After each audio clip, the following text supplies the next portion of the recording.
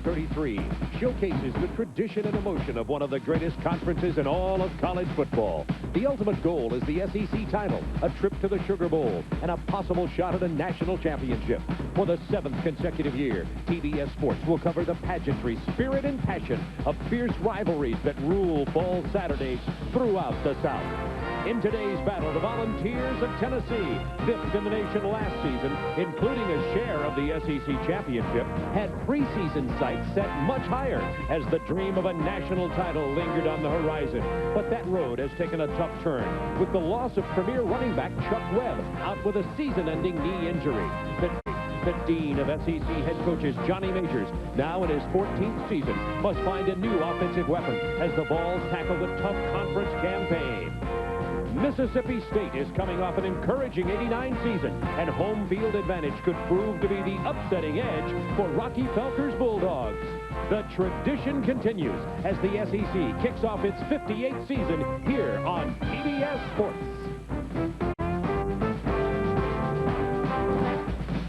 Live from Starkville, Mississippi, TBS Sports continues its 7th consecutive season of SEC football coverage.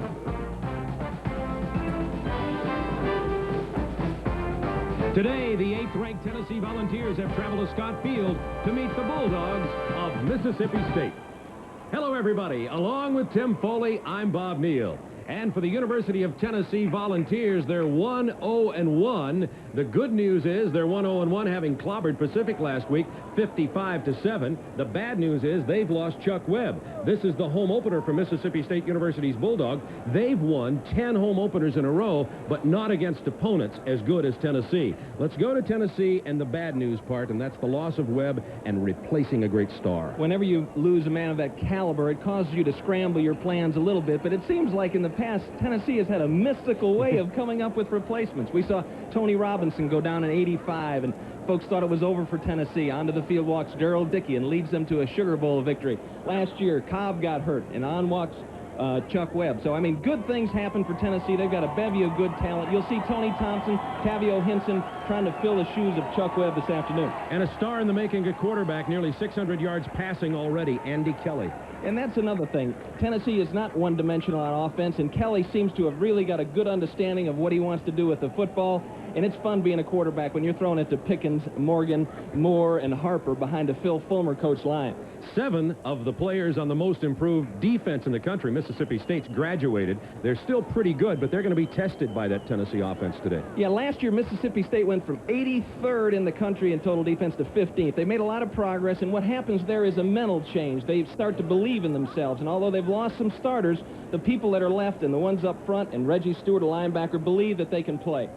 And Rocky Felker now involved in the offense for Mississippi State University. Tony Shell will be the quarterback. Tim will be telling you about the changes in the balance that you'll be seeing in that as we get into today's ball game. We'll be back here to Starkville in just a moment. Heat will be a factor. It's going to be over 100 degrees on the field during this game. We'll be right back, but right now back to our studios in Atlanta, the Old Milwaukee Insiders Report, and here's Ron Thulin.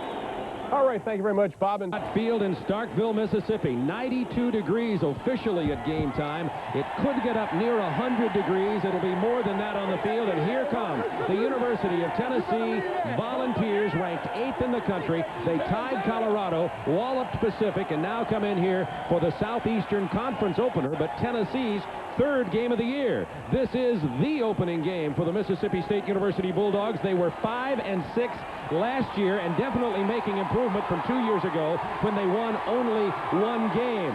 The Mississippi State University Bulldogs have won their last 10 home openers, but as I pointed out, they have not been playing opponents as good as Tennessee in the home opener. It is Rocky Felker heading up the Mississippi State University Bulldogs. He's a former star quarterback here at Mississippi State in Starkville. And, of course, Johnny Majors, in his 14th season at Tennessee, he has 94 victories as a volunteer coach. We'll be back with a kickoff right after this.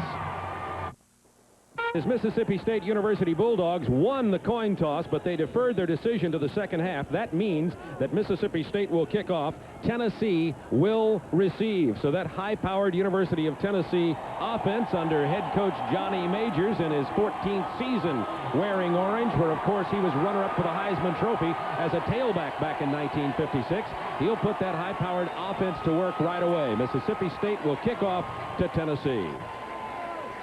Tim, as we talked to Johnny Majors last week, as you look at this, yesterday, as you look at the series history, he still has the passion after 14 years at Tennessee. He is still ready to coach and says he doesn't want to change anytime soon. That's right, and he's assembled a great staff. Brought Larry Lacewell in on defense, and Larry brought in Rex Norris, coach the defensive line, and Tim Keene to coach the secondary. Of course, they got John Chavis there that's working with the linebackers already.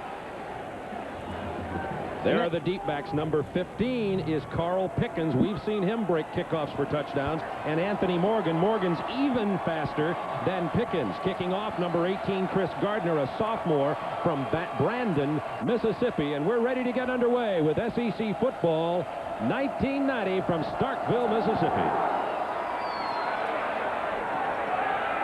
Morgan at the 8-yard line.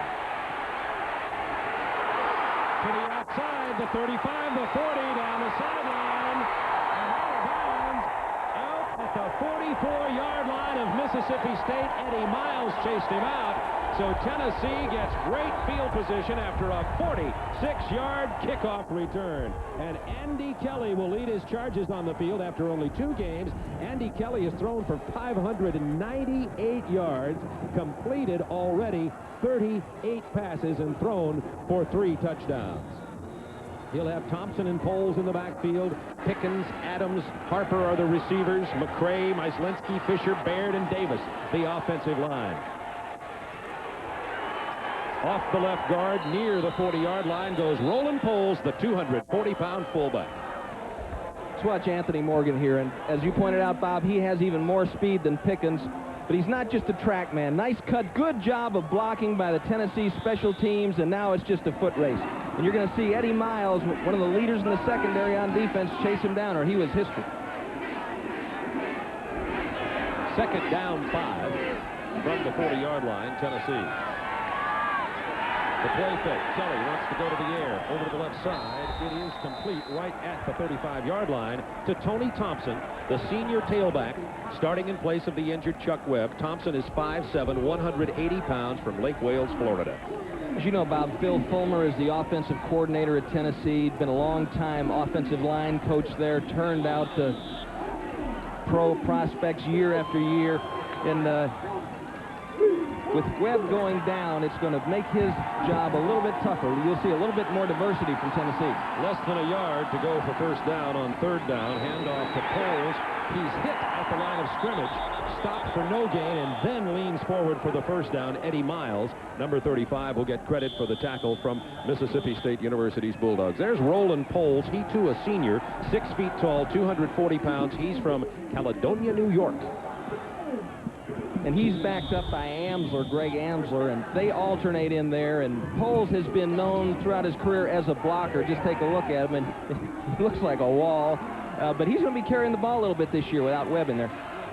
It's first down 10 at the 34-yard line of Mississippi State following the 46-yard kickoff return. Kelly throws it out of bounds at the 20. For secondary, and Kelly dumps it out of bounds. Andy made some unwise decisions and deposited that ball when people were covered in dangerous places. That was a very smart throw by Andy. Number 4, Craig Faulkner, redshirt freshman in at wide receiver. Handoff to the tailback. Thompson breaks one tackle at the line of scrimmage and then wrestles his way to the 29-yard line where Albert Williams brings him down. Number 3, he's the strong safety in that rebuilding Mississippi State defensive secondary. The last time we saw Tennessee and Mississippi State play, number 3, Albert Williams, started at quarterback. Had a rough start, hurt his knee, and now he's reemerged as a strong safety, and the strongest strong safety they've ever had. A real intelligent player, although this is his first start on defense. It's 3rd and a long 5 for Tennessee, their first conversion situation of significance, and we get a penalty marker down. Preliminary indication. They very rarely go on a first down. I don't think I've ever seen them go on scrimmage. And I don't know if he saw the defensive linemen are looking at the ball. Maybe he saw the ball move. Rocky Felker doesn't have his sunglasses today, but wanted to. On the 3rd now and 1 yard, Tennessee goes off right guard and picks up the first down behind Doug Baird and Antone Davis over on the right side. It'll be first down, Tennessee. Tony Thompson, the ball carrier. When we talk about Phil Fulmer's ability to turn out great linemen, I mean, I was just looking in their book. Listen to this. John Bruin, Dave Douglas, Harry Galbraith, Joey Howard, Tim Irwin, Raleigh McKenzie, Dale Sanders, Kevin Simmons, Kurt Singer, Darrell Smith, Peterson, Eric Still, and those are just the Fidel Thompson tries the left side, cuts it against the grain, gets to the 20, popped up the ball after the tackle. It belongs in the possession of the University of Tennessee. Robert Young made the stop. Robert Young, not the actor. In Tennessee now is going to have it first down goal. Just a second down 7, Tennessee at the Bulldog 20-yard line. First quarter, no score. Play fake right, throw left. It is complete inside the 10 to the 9.5-yard line, 8.5-yard line to Carl Pickens, a gain of 12. And Tennessee now is going to have it first down goal. Just a boot. He's all alone, nobody with him. Line going the other way. Good drop by Woodard. See Woodard trying to hustle to get back there underneath the throw, the force the throw over the top, but Tony Harris had given Pickens a little bit too much room, and Harris is going to be a good player for him. It's his first start, but he's an outstanding player in junior college. First down goal from just inside the 9. Thompson to the 3, coughed it up. Mississippi State ball at the 3-yard line. William Robinson is the quarterback. He's the short yardage quarterback for Mississippi State in this tough ball possession territory down here near their own goal line. He hands it off to Tay Galloway, the sophomore tailback, number 21. Gerard side to 5. So the sophomore Robinson, 15, he can run out of a option set if he chooses to. Hands it off to the left side. Out across the 5 goes Galloway, but not much more. Now let's have a look at our die-hard key matchups of this football game, Tim.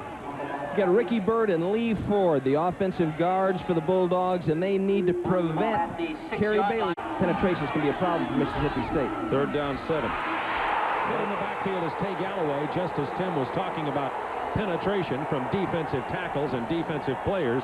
Here they come. Darrell Hardy's number 87. Sean Walker was back there, 45. Byrd pulls out of there, they double team down, and Sean Walker just reads it and pops up through the hole. Just a great read by the middle linebacker, who is really developing into a solid football player out of College Park, Georgia. Now, all-conference punter Mike Riley back against his own end line.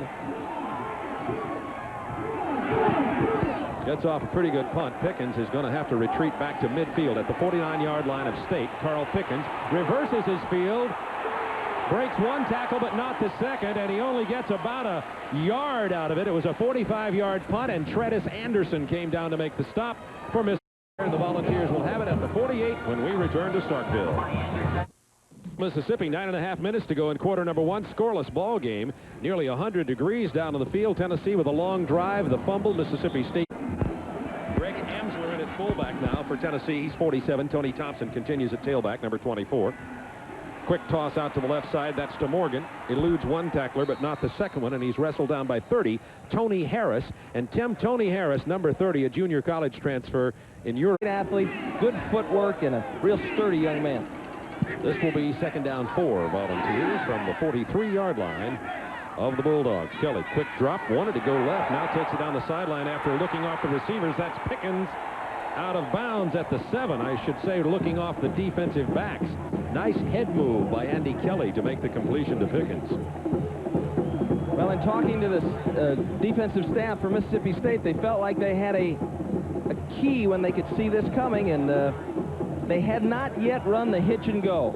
And Tony Harris did the right thing. He was committed. They were going to try to make a big play early, and Pickens comes up with a catch, and Tennessee's in scoring position. First down goal, Tennessee at the 8-yard line.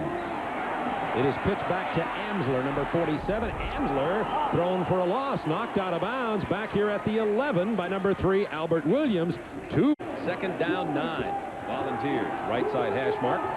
Scoreless game, first quarter. Here's Amsler again on the draw. He's thrown down at the 11-yard line by number 42, Reggie Stewart. Goes inside. On the third down, Kelly rolling, plenty of time into the end zone. Beautiful defensive play. That was Tony Harris, the man Tim was talking about, knocking For Mississippi State. Against Colorado, Greg Burke had his first 2 field goal attempts blocked down near the goal line. Let's see if Tennessee solved that problem. They haven't solved it so far. A bad snap.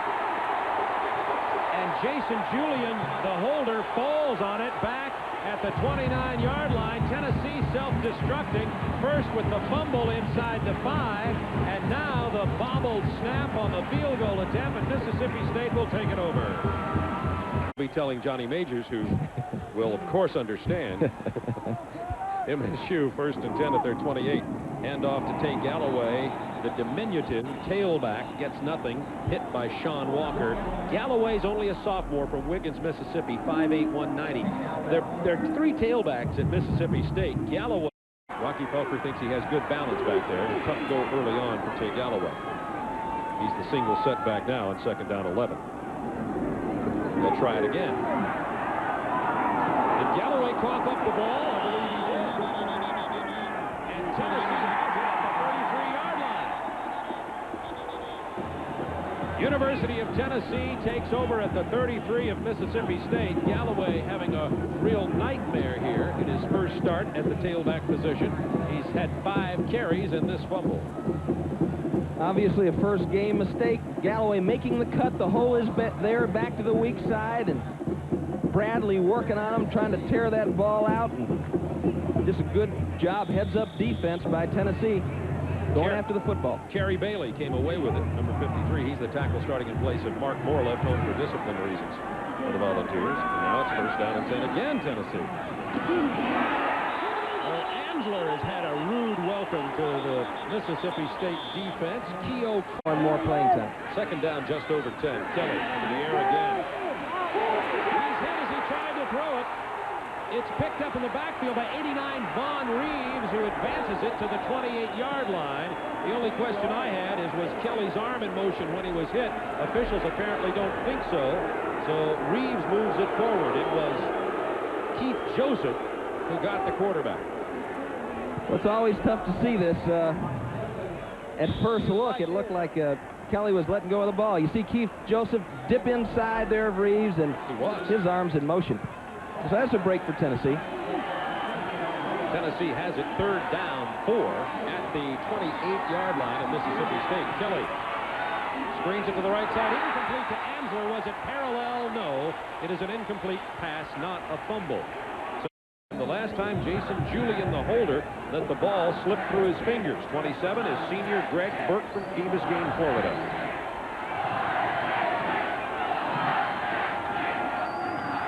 He hits this one well. And Tennessee is on the scoreboard with a 45-yard Greg Burke field goal with 5:35 to go in the first quarter. And from Mississippi State's point of view, it could have been a whole lot worse. Back to Starkville right after this. We are 5 minutes, 35 seconds away from the end of the first quarter. And the University of Tennessee has kicked the 45-yard field goal to take the 3-0 lead, and now Mississippi State will have an opportunity to try to get something going with Rocky Felker's revamped offense once again. Not much has happened thus far. It's Chapman who will kick off for Tennessee, and let's set the deep backs for you. Right back in the center for Mississippi State is number 80 Jerry Bolden, one of the wide receivers. Out on the flank is Tony James and Tony Harris. Bobbled by 25 Tony James, and he takes it right up the middle of the field. One man to beat Tony James. He can't do it. He's thrown down at the 40 by Tennessee. Mississippi State, though, at the Tennessee 40-yard line. First down 10. Tony Shell hands off to Galloway, who fumbled. This time he goes about a half a yard, and down he goes. Sean Walker with the tackle. So Felker staying with confidence in the young sophomore after the fumble. He stays in the ball game, gets about half a yard.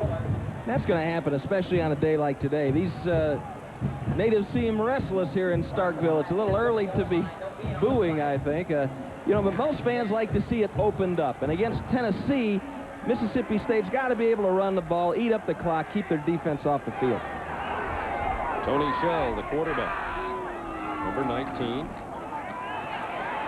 This is Galloway, showing one of the reasons Rocky Felker had some confidence in him. Takes it off the right side and gets his first substantial gain of the day, a gain of 6 this time, and he runs over behind offensive guard 75, Ricky Bird, the best lineman for the Mississippi State University Bulldogs. Tight ends for Mississippi State. Third down and about 4 inside the 45-yard line. Galloway loses about half a yard as he tried the right side. Tullis with the tackle, and once again some boo birds come out here. They want to see this variety offense. In other words, they want to see the ball in the air from Mississippi State. They have yet to attempt a pass. Gardner is attempting this field goal. It'll be a 51.5-yarder. It's way out there. Strong leg, however. Just barely missed it to the left side. Gardner's the kickoff specialist. Joel Logan, the regular field goal kicker, but when it's outside of 50 yards, they'll always use Gardner. He misses on that attempt. It remains 3-0 Tennessee. He's on the field. We told you it was hot in Starkville, Mississippi. And it may be hotter than that. It looked like the speedometer's been pinned. They need some of those snowballs that we had last night. Did you see Tim Keene talking to his secretary, secondary? So Tennessee takes over at the 35-yard line after the missed 51.5-yard field goal attempt. You see Tennessee with 60 yards, Mississippi State with only 11. Mississippi State 8 carries by Galloway. That's all that's happened offensively for the Bulldogs so far. A little restless here, the crowd. I might have tried to kick that ball inside the 10 instead of giving it up at the 34 on that long field goal attempt. What do you think? That would have been an option, but I think that if Rocky would have done that, they might have all got up and left. You know, they're already upset about conservatism here. Here's Thompson running hard across the 40 to the 43-yard line. Let's talk about the die-hard key matchup for the University of Tennessee's offensive attack. You know, Andy Kelly, as we have said, seems to have a real solid grasp of what the coaches are trying to teach him, and great reader, and he's got a great a bevy of receivers, and Eddie Miles is back there with a young secondary, and they'll try to exploit them before the afternoon's over. On the second down, Tony Thompson picks up the first near the 50-yard line. Reggie Stewart making the stop for Mississippi State. Tennessee tied Colorado 31-31 in the opener, then clobbered Pacific 55-7, losing Chuck Webb in the process. And Johnny Majors has his team in here. A lot of people at Tennessee are thinking national championship with Chuck Webb. Everybody now really worried that Tony Thompson, Tavio Henson, etc. won't be able to replace the great Chuck Webb. Here's a reverse, and number 1 is Vince Moore. Mississippi State was ready. Mark Woodard with the stop. Number 5, the Volunteers. They lead 3-0 late in the first quarter, under 2 minutes remaining. Kelly, plenty of time to throw it. What a grab by Harper, but it's incomplete because he was out of bounds. Harper had to stop and come back and dive for that ball to show you the excellent ability of the senior from Frostproof, Florida. And watch this. Kelly is hitting the second receiver. Ran a little sideline pattern. Now he's going up the field. Look who's running right with him. Mark Woodard. And just down 14, Andy Kelly. 4-man rush. It caves in on Kelly. Back at the 36-yard line, Robert Young and Demetrius Hill throw Kelly, who's in there spelling Charles McCray. Chapman with the punt. Tony James back at the 31, the 29. Nice move, James, to the 40, to the 50, down the sideline. He's got to beat Chapman. Chapman can't get him this time. Tony James at the 10, the 5, touchdown, Mississippi State.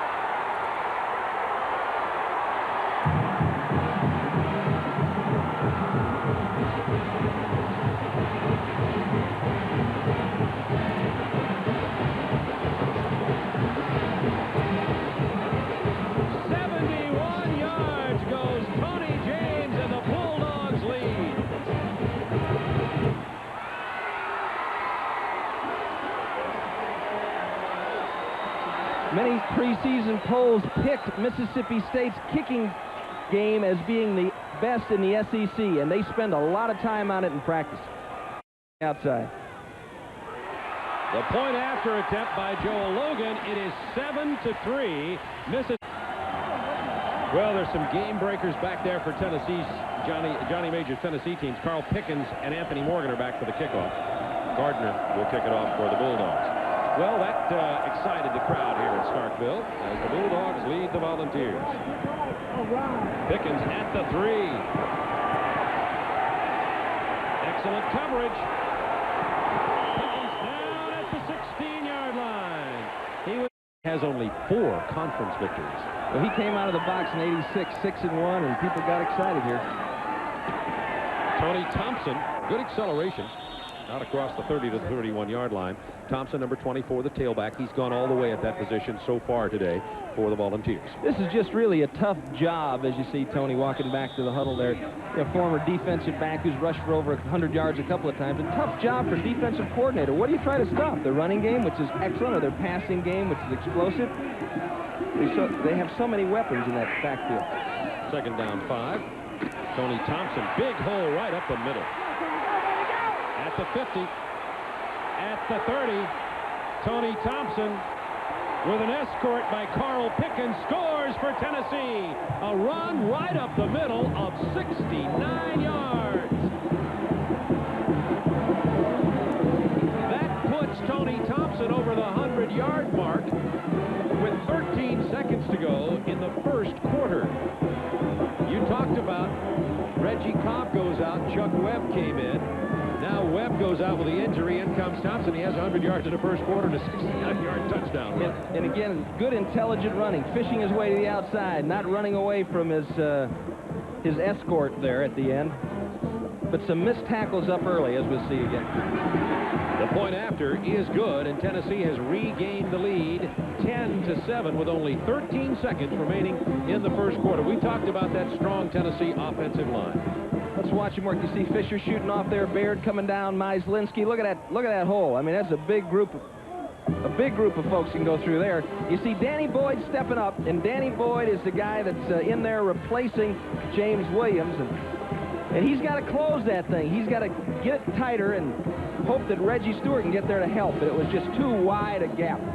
They just cleared him out with the double team. You got to try to grab some grass or do something. But an excellent, I mean, if you drew it up, that's how it looks. Tony Thompson, 101 yards rushing in replacement of Chuck Webb, including that 69-yard touchdown gallop. He had 32 yards and 7 carries until that time.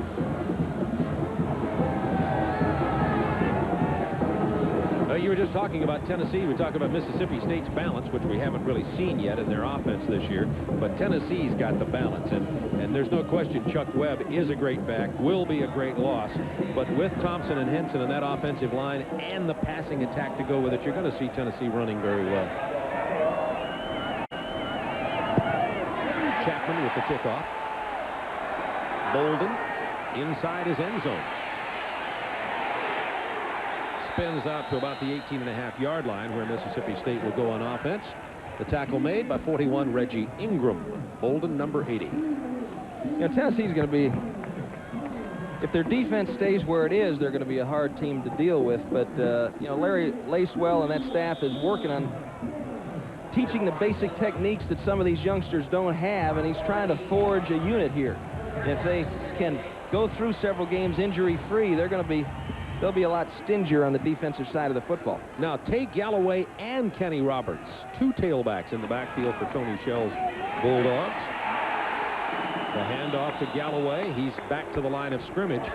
It has been Galloway, and more Galloway. The only offensive plays of this game so far in the first quarter, which is just coming to an end, have been carries by Galloway. They'll reverse ends of the field, and we'll be back for the second quarter in just a moment from Starkville, Mississippi.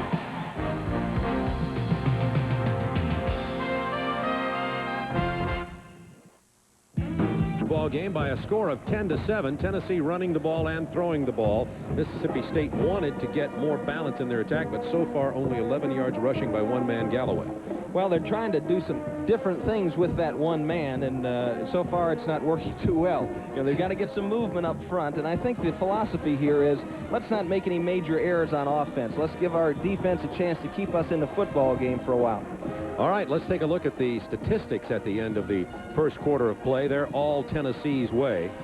78 yards rushing, 58 yards passing, and you see only 11 yards. That's all runs by Galloway, but the return yards have kept Mississippi State in the ball game. A 49-yard kickoff return and the very long punt return of 71 yards. And And the first down by Galloway, so he breaks it. Now they'll try to throw it up over the top to Bolden, and Furl is a good receiver. They'll shift Roberts out there, but they'll try to keep it inside. 1st and 10 at the 33. Still no passes in this ball game, and Galloway has been the only man to touch the ball in the backfield. That was Galloway's 11th carry. Todd Kelly with the stop for Tennessee. I don't recall a game, Tim, that we've done in my recent memory where one player has been the entire offense for an entire quarter. Well, they didn't get a whole lot of shots at it here now. That's a good point. Did you see Todd Kelly just kind of reach out and grab Tay by the... Boom. Sit down there, son. 2nd down 9 at the 34-yard line. When will Shell throw the ball? Not this time. Galloway gets the first down. Have a news bulletin. Tay Galloway will not carry it this time. He's rested. Tony James and Kenny Roberts at the backfield. The play fake, and Shell wants to throw it. It is complete to Kenny Roberts out of the backfield. Another Mississippi State first down to the 44-yard line of Tennessee. A gain of just over 10 yards. And Kenny Roberts is the leading returning rusher for the Mississippi State Bulldogs. Sometimes before you can throw the ball, you want to do some things to set it up. You see Turnell Edwards coming open underneath. Roberts gets it on the outside, and that's just a missed assignment. Somebody got caught. 120 degrees on the field, folks.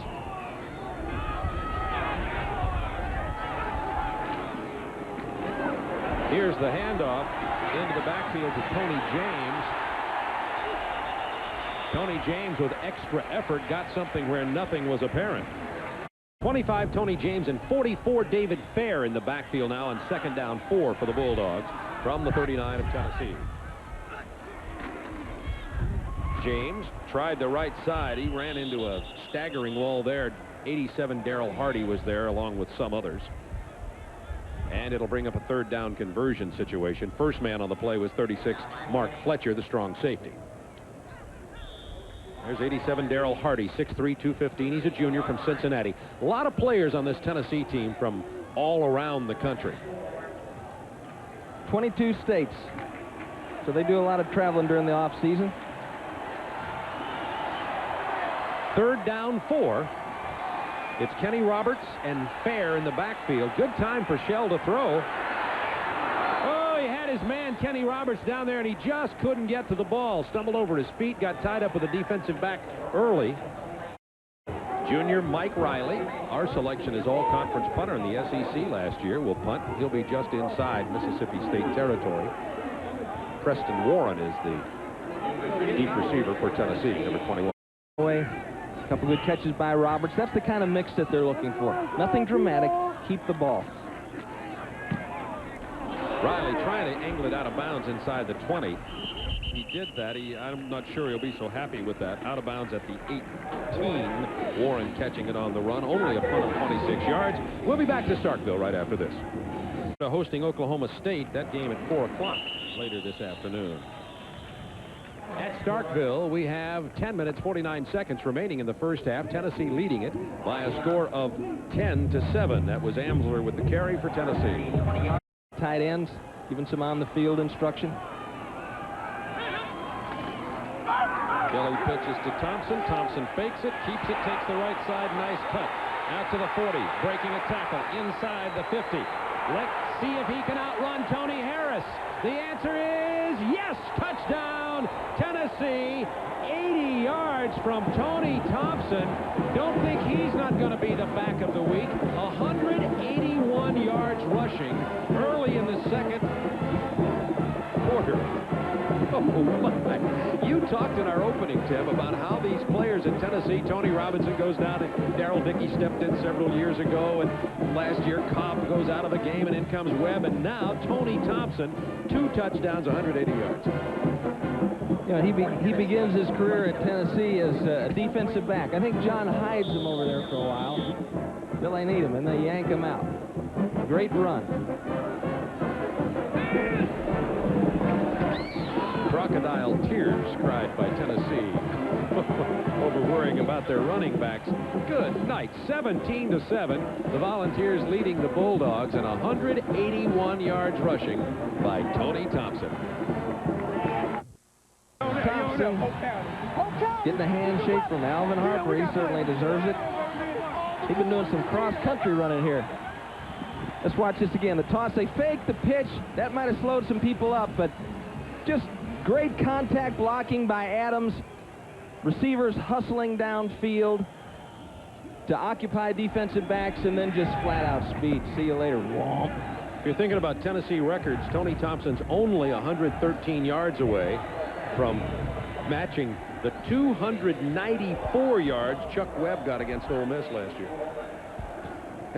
And it sounds to me like he's in reach of it if he averages about about 100 a quarter so far here today. Oh my, we talk about the Tennessee offensive line. That was an excellent play call. You also have, remember, 7 new starters on the defensive unit for Mississippi State, trailing 17-7. This is Bolden. Bolden drives to about the 17-yard line. And Mississippi State showed signs of being able to move the ball on their last possession. Let's see if they can do that again. You mentioned that Mississippi State's game plan against Tennessee has to be to keep that offense of Tennessee off the field. They've got all these yards and 17 points and are hardly throwing the ball at all, the Volunteers. Right. Exactly. And I think that anybody that plays Tennessee's got to go in there thinking the same thing. Keep the clock rolling, maintain possession of the football, score points, but don't do it in a hurry. Now Galloway and Roberts in the backfield for Mississippi State. This is Galloway. He gets only about a yard off the left side. Galloway's 13th carry of the day for only 39 yards. Mark Needham made the stop for the Volunteers along with Sean Walker. Keith DeLong, and last year backed up Shazan Bradley. And this year he's kind of taken over the spot. They moved Bradley out to defensive end, and you know, he's just kind of growing with it right now. Second down, let's say 10 again. He only got about a half a yard on that first carry. Shell running it down the line, pitches it back to Galloway, who falls on it at the 7-yard line. Bulldog offense sputtering here early in this ball game. Casey Rogers was the man making the play for Tennessee. Loss of 11 yards. Might give Rocky a little bit more latitude here pretty soon. Rock, why don't you call it?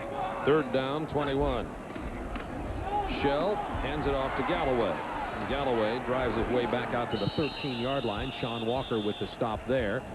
And that was a play that you almost have to call there because Mississippi State just wants now, being in this deep hole, to punt it out of here and make Tennessee go as far as they can go. Riley is in to punt. Tennessee is able to get another one on the board. It's going to become a lot hotter on the field. You start paying attention to those things that usually don't get your attention, but at 24-7 you start to notice it. It's currently 17-7, 8:09 to go in the half. Riley needs a cannon shot and comes away with a BB gun here. It does offer some problems to Pickens. He picks it up and wants to get outside and is nailed at the 44-yard line. Not a very... You get a... That's... Right there, that tackle there is Anton Davis. And here's Dan Boyd making his first start, a walk-on from the University of Minnesota. And he's a go-getter, tough kid. But watch Davis drop him down and open up that lane. And that's all Thompson's looking for. Looking back inside, back inside. Then Lee Wood holds up a defensive back, and see you later. All you do is smell him fumes now. Great block by Anton Davis. Off the board. Look at that. It's more than 120 degrees. Tim, we do get heat pay here, don't we? Do we? Oh, the agent. Andy Kelly throwing it over to the left side. Good defensive play made by Mississippi State. The pass, that's what it is when the sun's hitting you on the field here. Quick toss out to the left side to Harper. Out of bounds at about the 43, gain of 10. Little quick pass into the sideline. If you had Webb, you might run a toss, and that little quick play, quick hitch into the sideline is the same thing as a toss. It's basically a no-risk pass, and when you get the ball in the hands of Alvin Harper with a few yards to operate, it presents a problem for a defensive back. Tony Harris is going to have to squeeze it up a little bit. He can take them. First and 10 from the 45-yard line. Here's the handoff to Tavio Henson. Henson in place of Tony Thompson, who's getting a well-deserved rest. Henson chased out of bounds by Tony Harris. Henson was last week's Southeastern Conference Player of the Week after replacing Chuck Webb in that game against Pacific. Henson, who is a sophomore from Severn, Maryland, had 115 yards, including a 34-yard TD run against Pacific. And, of course, they're going to miss Webb. And the thing you miss about Webb, he's just got such great character. He's such a hard-nosed kid. Just gets it all the time. Henson met at the line of scrimmage by Keogh Coleman. Some scores around. College transfer from Southwest Junior College. He's from Los Angeles, California, and that's right, we hardly knew him ourselves. And Tennessee continues running up the score, 24-7 with 6:14 to go in the half. Okay, here we go. Let's see if you can pick this one up. It's John Fisher, the center, and keep your eye right on the moving ball right there. Bernard Daphne's going to come around and pick it up. Let's watch it.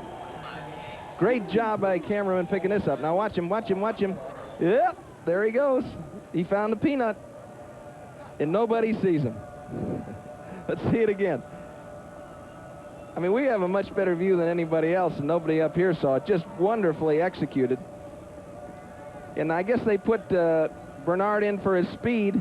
You know, he lumbers that 300 pounds into the end zone. He's the fastest 300-pounder in college football. Are they supposed to put that under their jersey? Maybe they couldn't tell if it was under there. Bernard Daphne's a JC transfer. His hometown is Los Angeles, California. And I guarantee you that Rocky Felker's staff did not see that on the preparation film when they were getting ready for the University of Tennessee. And the Volunteers lead it by a score of 24-7. You know, they started out with the reverse, and because they knew a Jim Carmody coached defense was going to be chasing the ball down, and then they ran the fake reverse, and then they ran that, you name it. Let's call it the punt-rooski. Isn't that what Bobby Bowden called it? Right, yeah. It was similar to that. Remember, exactly. Butler picked it up against Clemson, ran the ball all the way down the field, so it was similar, but he didn't have a guard running it. And I think I saw Oklahoma do that once, too, or Nebraska. Somebody with 300-pound people.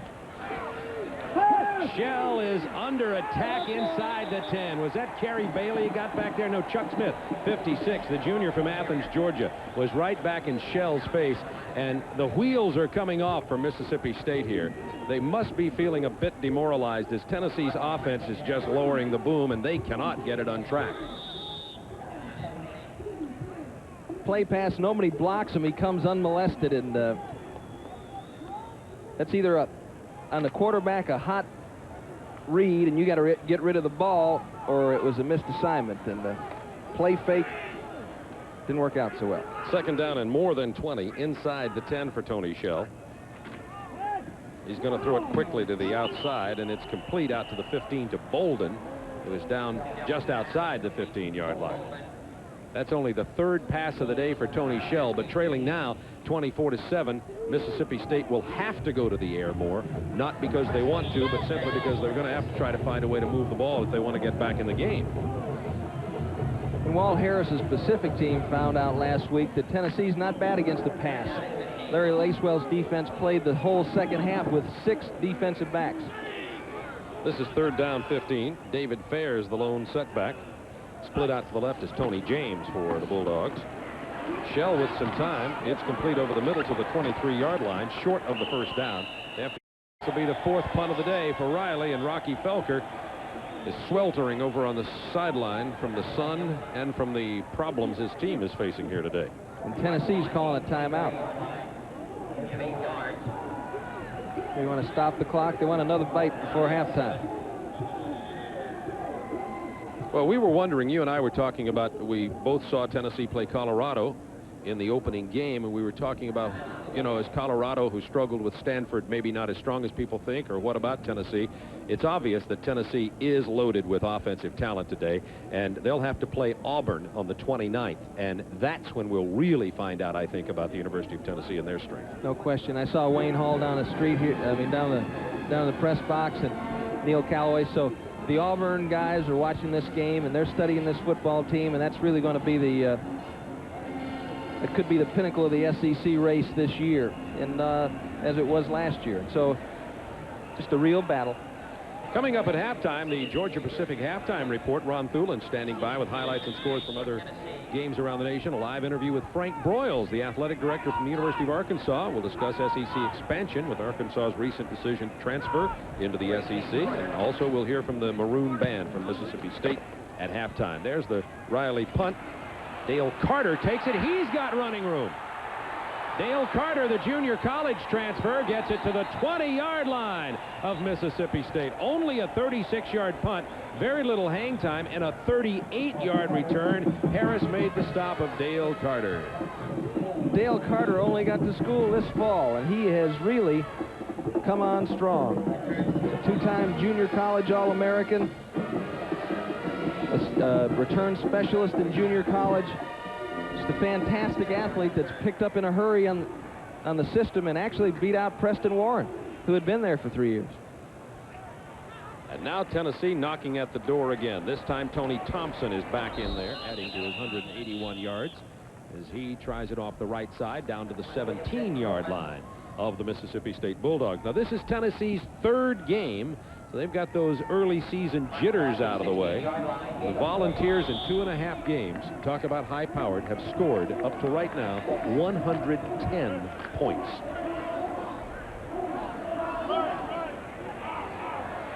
Second down 6, just outside the 16. Thompson tries the left side, has an escort out there. Finds a crack in the defense and gets inside the 10 to about the 7 for a first down. Volunteers. Lee Lipscomb with the tackle for Mississippi State. That was a gain of 9 yards on that left end. Let's watch the other side of this line work now. See McCray pulling out, Myslinski firing off, and good contact by 83 Adams. You know, that tight end is just in the face of Mark Woodard. Woodard fighting with him. And then the receiver downfield in the face of Lee Lipscomb. Yeah, everybody working, everybody working. Everybody doing their part. Kelly gives it to Thompson. Thompson hurdling to the 4-yard line. When you have these kind of backs, Bob, I mean, power surge is one thing, but the other thing that's really important is just contact. Just stay in their way. Let the back use you. If you can just stay stuck to that guy, you know, he's going to be able to make the right move. Thompson's only 3 yards away from cracking the 200-yard mark. Second down and goal from the 4.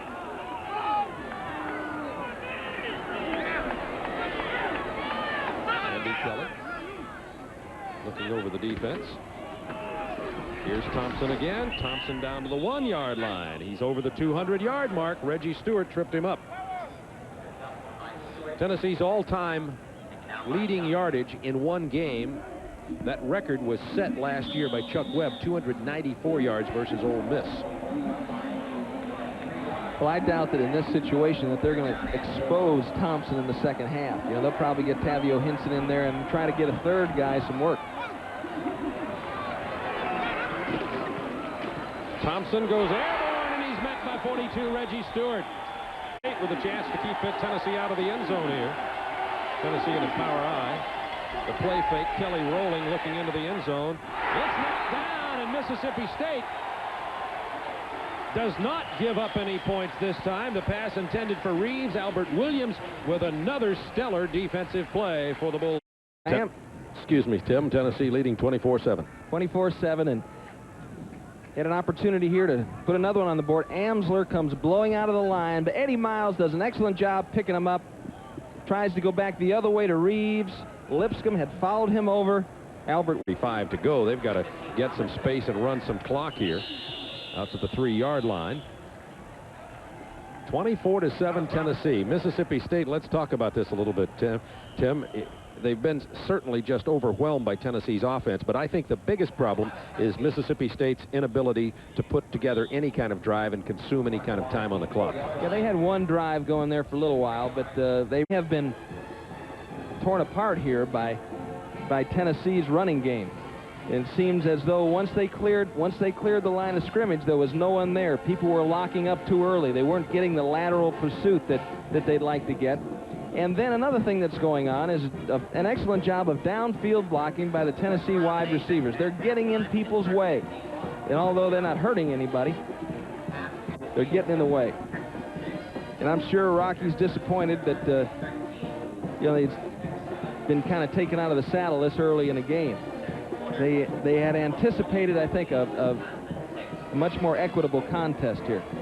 Tomorrow night, the NFL's regular season kicks off.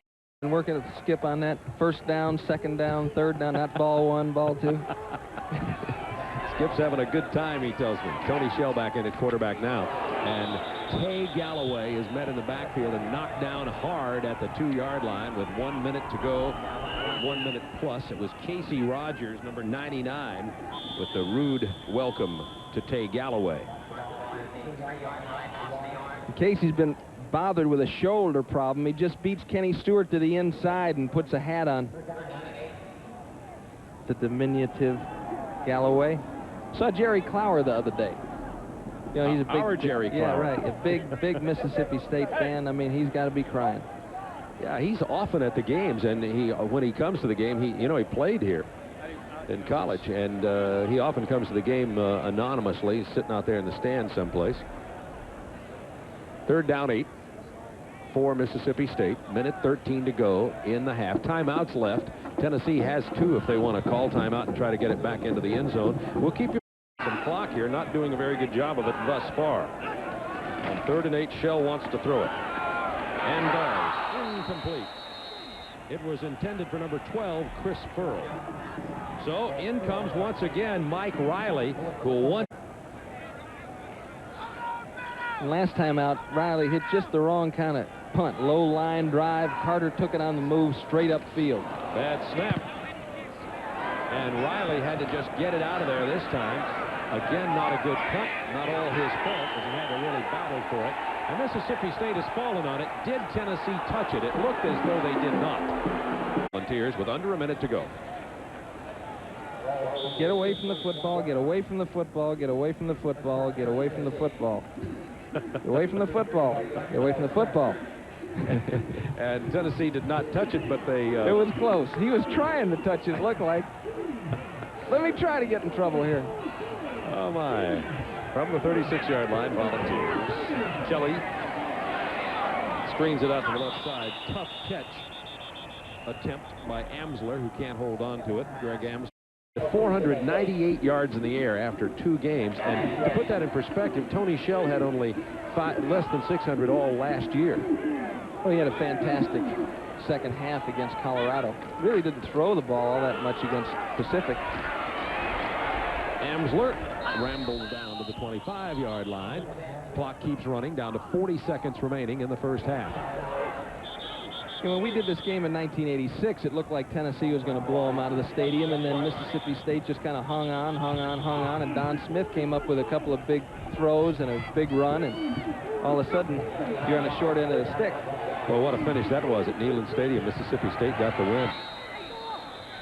Down to the 17-yard line goes Tennessee, and out of bounds, stopping the clock with 23 seconds remaining. Vaughn Reeves was the pass receiver, and Mark Adams is going to get him now, and Adams goes in. There'll be double tight ends as Harper comes out. Well, down here, one of the benefits that you have, although Harper's out of the game, Pickens and Harper both high jump over 7 feet, and they're long to start with. Here's Amsler. I was going to say finds running room, but Amsler doesn't need running room. He simply clears out the furniture and moves it over. Daniel Boyd with the stop. Clock continues to run now inside 10. Tennessee lining up in a hurry. Could be the last play of the half. And there's the intentional downing, which is allowable at this point in the game with 3 seconds left, and that stops the clock and gives an opportunity for Tennessee to go for the field goal. I think that's a good rule to avoid injuries and having to fake that you're throwing it out of bounds. You just simply do that and announce your intention to do it. Stops the clock, avoids some injuries and a waste of time, when obviously that has to be a play called many times. This will be a 30-yard field goal attempt by Greg Burke. He has a 45 previously. That one's good, and Tennessee leads 27-7, and that will end the half here in Starkville. Let's go back in time now. Tim was talking about this 4 years ago when these same 2 teams met in Knoxville with today's Citgo's history book. right back. Tony Thompson replacing the injured Chuck Webb. At the earlier part of the week, he said, hey, I can play too, and boy, he shows it here. How about this one? Bursts up the middle, 69 yards. He had 100 yards rushing in the first quarter. Tennessee kept the ground game going, and boy, did they dominate. They faked the reverse. Tony Thompson again. How about 80 yards on this one? Shakes, bakes, puts number 30 in the oven, says goodbye, Scott Field. I'm going into pay dirt. 17-7, Tennessee on top. Thompson had 181 yards in that first half, and Mississippi State finds themselves in a big hole, 27-7 at halftime. And our Bob Neal and Tim Foley are still at Scott Field. It is a hot one there. Gentlemen, I hope you are staying cool. The game is hot. And when we come back, we'll have Bob and Tim right after this.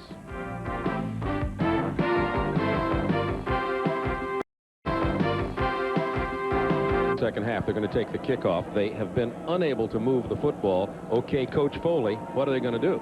Yeah, well, I think what they're going to try to do, they had more success than anywhere else trying to run it inside. It wasn't very effective bouncing outside. They have to turn Tony Shell loose a little bit. You'll see him throwing the ball more. They just have to relax a little bit. I think early on they didn't want to make mistakes that would make it even more difficult for their defense, but now they have to open up the package and turn it loose. Kind of, as you said, in the middle of a typhoon, they're asking, who's got the bucket, right? Let's take a look at these statistics here. 237 yards rushing. Look at the return yards for both teams. 100 for Tennessee, 156 for Mississippi State. So the Bulldogs will have their opportunity here to go back on offense. Tony Shell has only passed 5 times, completed 3 for only 23 yards. The rushing game only 32 yards. They're trailing 27-7, and Tennessee had the ball inside the Bulldog 10 3 times in the first half without scoring. So it could be a lot worse. And State stumbles off to a start here in the second half. That was Tony Harris, who gets the ball out across the 20. Well, they'll spot it just outside the 20, where it'll be first down 10. Tony Shell, the quarterback, he's a senior who had a tremendous year 2 years ago. You look at Harris leave the field. But then last year only started 5 games and never did get untracked. He shared time with Todd Jordan. Let's see what Shell can do if Mississippi State goes to the air a little bit more here. Single setback is Tony James.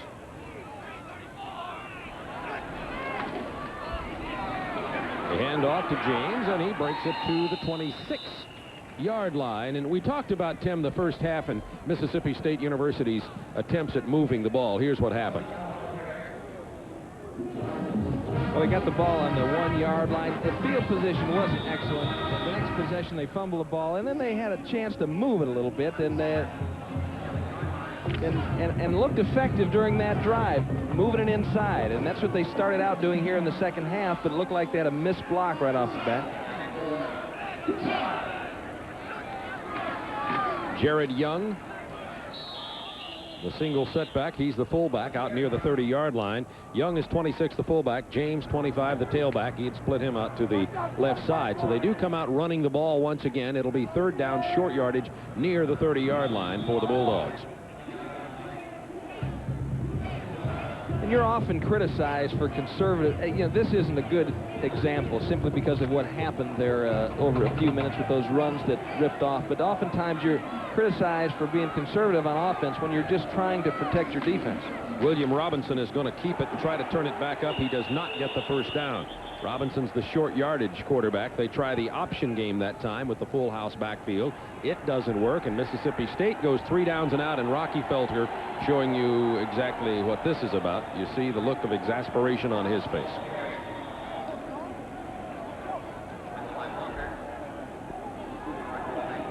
Dale Carter will step back near his 30-yard line to take the Mike Riley punt. Mike Riley only picked up about 36 yards on the average punting in the first half. Doesn't hit it well again. That's a Tennessee bounce here. The ball is going to roll dead at the 41-yard line. So Riley, an all-conference punter last year, is off to a shaky start. That punt only 30 yards. Here's Tennessee's first half drives. Carmody talks to Riley about his angle. Tennessee obviously had those big plays in there. And, you know, as they look through this film tonight or tomorrow, they're going to say, now, if you're to take this run out and that run out and that run out, you know, we're in the game. just a couple of big runs, and where Tennessee offensive linemen got people on the ground, and there was no pursuit. This is Pickens with a quick turnout. And Pickens gets it out here to about the 48-yard line before he's driven out of bounds. Carl Pickens, tremendous young receiver, had a great freshman year. He's only a sophomore from Murphy, North Carolina.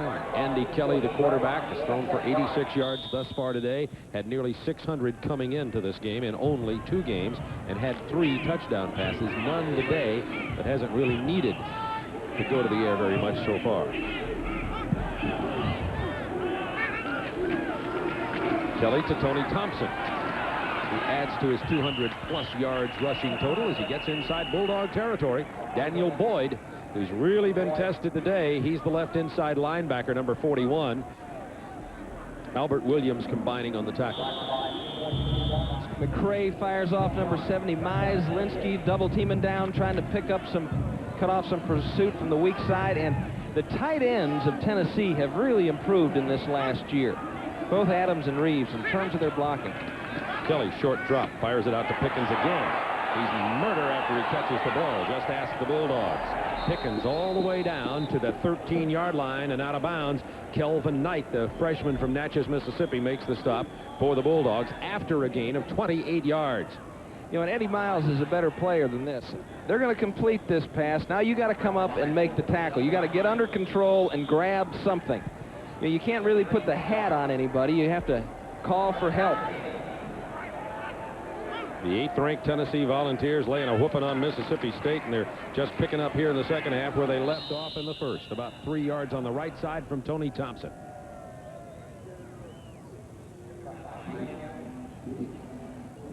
One of the things that's hurting Mississippi State on defense is on that left side. Rodney Stowers had his knee scoped 3 weeks ago as Rocky tries to put his defense back together. And Ryan Ford is coming off a knee, so they had to move Bates over to play for Stowers, and they just really haven't been able to rest people. And an afternoon when it's 120 degrees, that's going to hurt you. Second down, 8. Almost picked off. Albert Williams could have been gone. He's had a tremendous day playing defense today, and you just have to say he made a mistake there. He was there and couldn't hold it. Kelly zips it out there, plenty of velocity, just a fine move by Williams. And he's something else, a quarterback that was injured, reemerged on defense, and a real intelligent kid. As I mentioned before, he's working on some Nassau project down at the Space Center near here. Nassau is in the Caribbean. He's Nassau. Oh, yeah, Excuse me. Thought maybe he's thinking of going to the beach. A lot of these players are working on that project. Emsler hit in the backfield and down at the 15-yard line. That was third down for Tennessee. So this will be about a 33-yard attempt by Burke. Hit a 45-yard field goal earlier. And a 30. And now this one is good, so he adds a 33-yard field goal, 9 points off the foot of Greg Burke, the senior from Key Biscayne, Florida.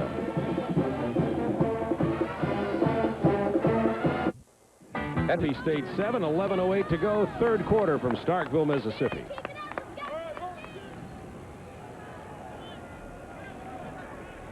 Jerry Bolden back deep, number 80, standing near his goal line for the Bulldogs, and Joey Chapman, the punter, who's also the kickoff specialist for Tennessee. Sizable contingent of orange-clad volunteer fans are here at Scott Field in Starkville, making the relatively short trek down from Tennessee. This comes down to Tony James. Found an opening, just barely tripped up at the 35. Fullback spot a few times. Maybe break a couple at the line of scrimmage, too. Galloway instead takes the play fake. Shell releases it. It's intended for 33 Anderson, the tight end, who can't connect. Once again, Tennessee with pressure on Shell very quickly. In situations like this, you don't really stay with the play fake very long. I mean, the secondary is thinking pass first. It's not like a usual first down situation or a close game situation where some of those guys in the secondary may be wanting to get up into the action. Jared Young, 26, and Kenny Roberts, 29 in the backfield. Lone setback is the fullback, Gerard Young. Shell, quick toss. It's complete to Furl. Furl gets the first down. Out here across the 46-yard line, one of the rare first downs, only the 4th first down of the game for Mississippi State. A lot of action. 7 Tennessee, 10.5 minutes to go to the third quarter. On the first down, Jared Young, the fullback, inside Tennessee territory.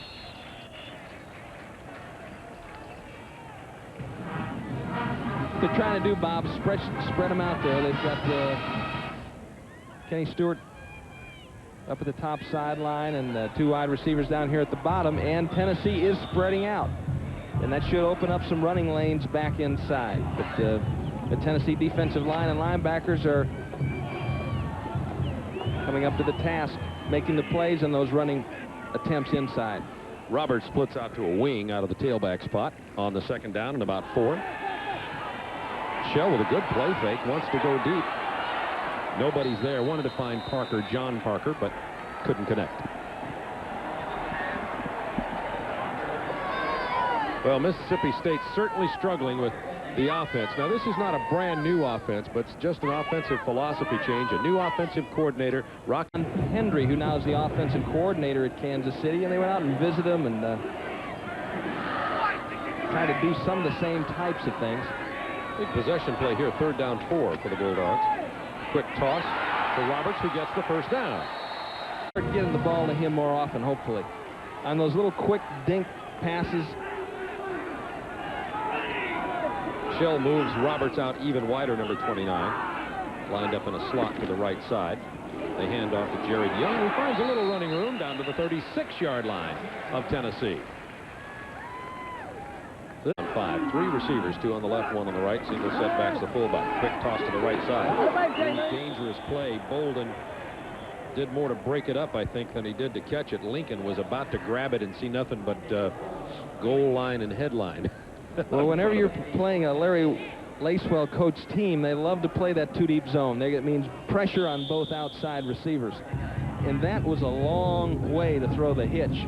You'll see Tennessee, watch Tennessee, and they're going to throw the hitch more to the short side than they will to the wide side. The ball doesn't travel as far in the air, obviously. 3rd down, 5. Another possession situation for the Bulldogs. Shell. It's complete. But complete to who? It belongs to Mississippi State, and it will be a first down by about the length. Protect the ball, let it hit him in the chest. Whoa. Fuller. Hello. That young man's from Crystal Lake. They don't do that up there in Crystal Lake, Tom. 8:28 to go, third quarter. Another first down for the Bulldogs. Tony Shell, quick drop, going to throw it again. Oh, he threw that one right into the arms of Hardy. If Hardy had his head around a little quicker, he too could have been breaking for the other end of the field. Just not a real good decision here by Tony. He can't get it in. He's trying to drop it over the top to the tight end, Tredis Anderson, and there's just no space there. And that's what defensive players usually do after they drop the ball. You know, they usually jump up and down a little bit. Daryl Hardy's really come on, led the team in tackle last year, becoming a dominant force. This is 2nd down 10, just outside the 30-yard line of Tennessee. Third quarter, about 8 minutes remaining. Tennessee 30, Mississippi State 7. Shell as a receiver, but he just doesn't hit him. It was Tony James, the intended receiver. Let's go to Ron Thulin in our studios. Thank you very much, Bob Neal. And up.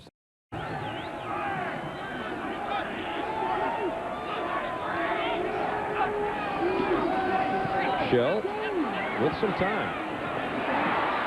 Bad pass, incomplete at the 20-yard line, almost picked off, intended for Chris Furl. But Shell having some trouble connecting with his targets. Furl coming underneath. And I'm sure he saw Ernest Fields. That might have shaken him up a little bit. Just didn't get any steam on that one at all.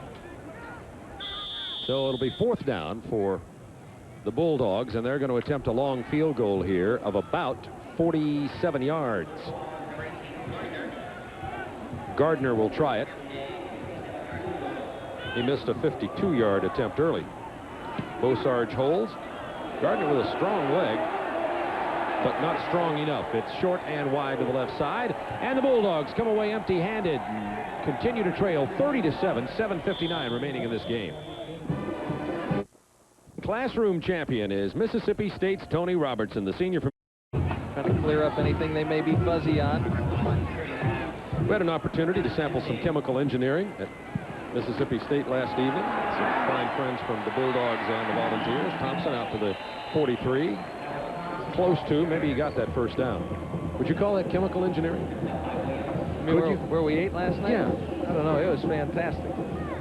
You folks should have been with us. We went down this little dirt road in the middle of nowhere and had one of the most fantastic dinners I've ever had in my life. A lot of agricultural experiments. Now, you might go, ooh, do you want to eat? Yes, you do. How about freshwater shrimp? Grown right outside of Starkville, Mississippi. I mean, you think of shrimp, you think of New Orleans. It's delicious.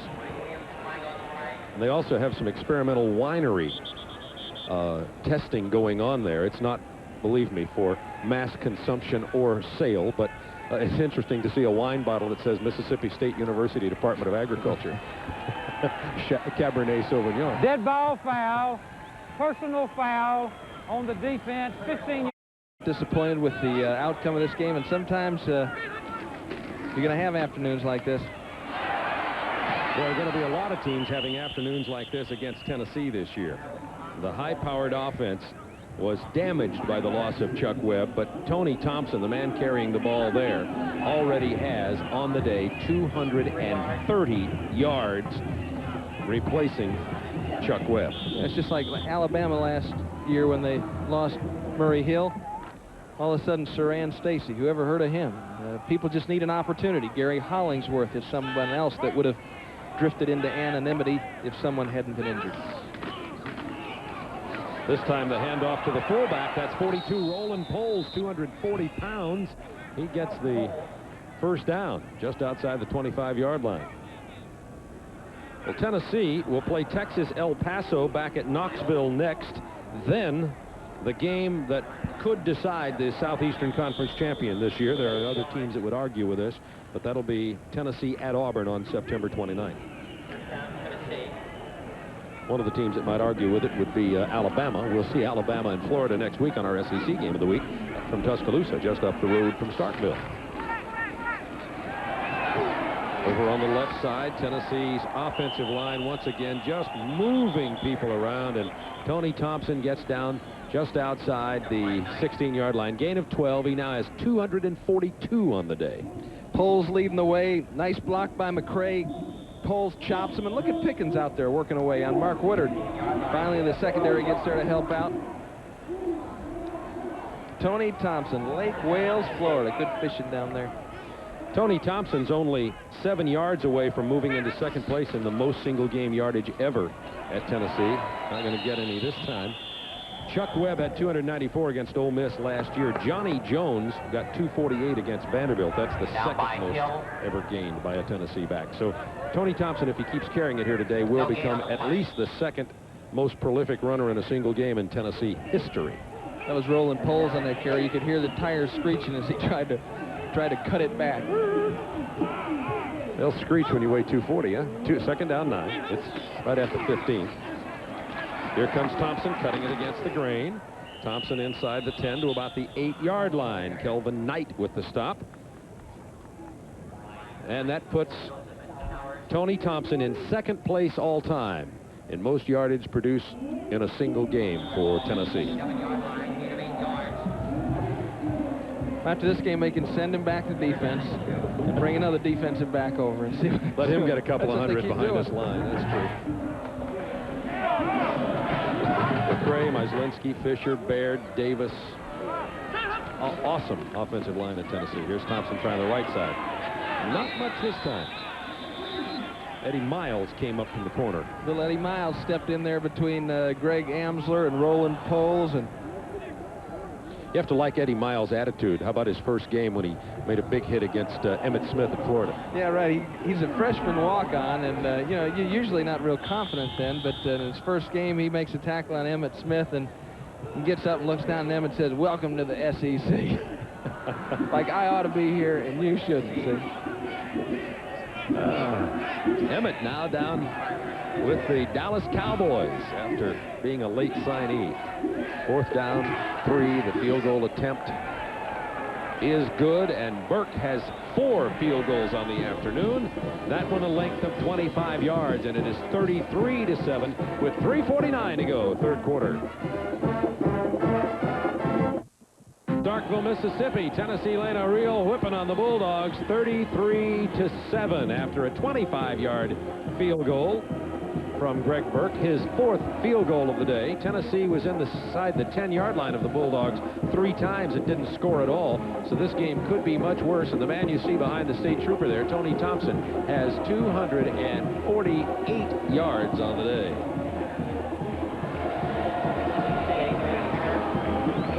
Believe it or not, at one time, Tennessee trailed in this game, 7-3. Bolden will let it go in and out of the end zone, and they'll spot it at the 20, and Mississippi State will once again try to get something untracked offensively. We mentioned this earlier. New offensive coordinator moving over from defense, Bill Clay.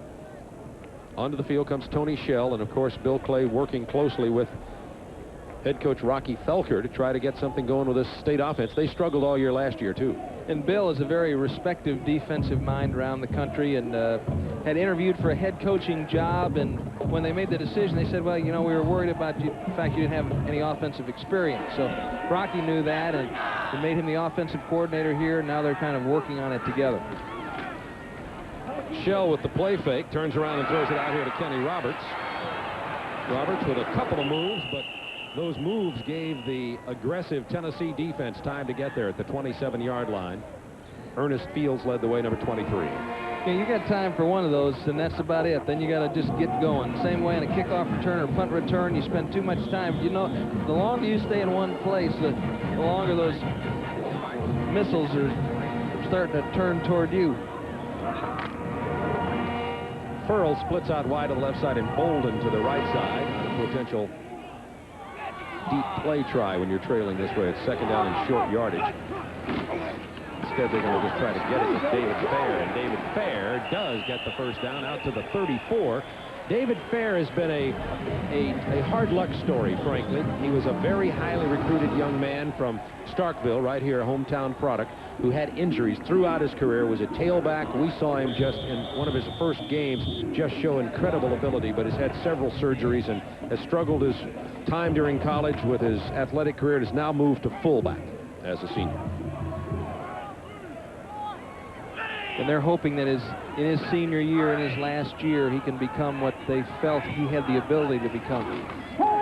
Tony Shell throws that one right into the arms of Floyd Miley, who broke the tackle. Fair chased him out of bounds down at the 7-yard line, and they're going to throw a penalty marker at Fair, who threw Miley into the bushes and the fence after the 36-yard return. Let's hope that young man isn't injured.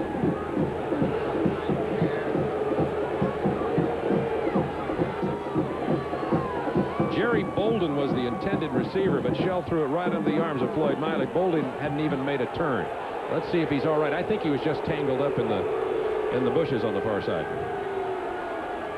Shell and Bolden not together here. Shell looking for the slant. Tredis Anderson can't hang on to Floyd Miley, and Fair coming over and making it stop. And that wasn't so disastrous. I don't think there was anything intentional there. Floyd Miley really made a lot of progress. He was the most improved defensive player in the spring, and I think last year he had 3 tackles. See, he's smiling about it. I think he stumbled into the bushes. David Fair is probably explaining it as trying to help him out. Personal foul on the defense. Automatic 1st down. And they spotted at the 8-yard line, so the personal foul is called nevertheless against David Fair. And Tennessee leading 33-7 as at 1st and goal, and the Bulldog defense back to the wall again. They've been there all afternoon.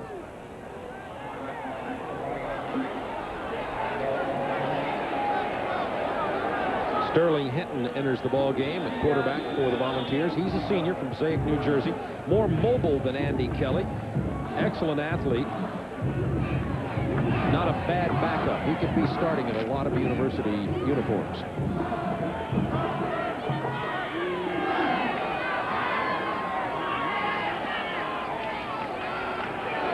I think probably a quarterback, Bob, for a more run-oriented offense, an option wishbone, a great ability, great agility,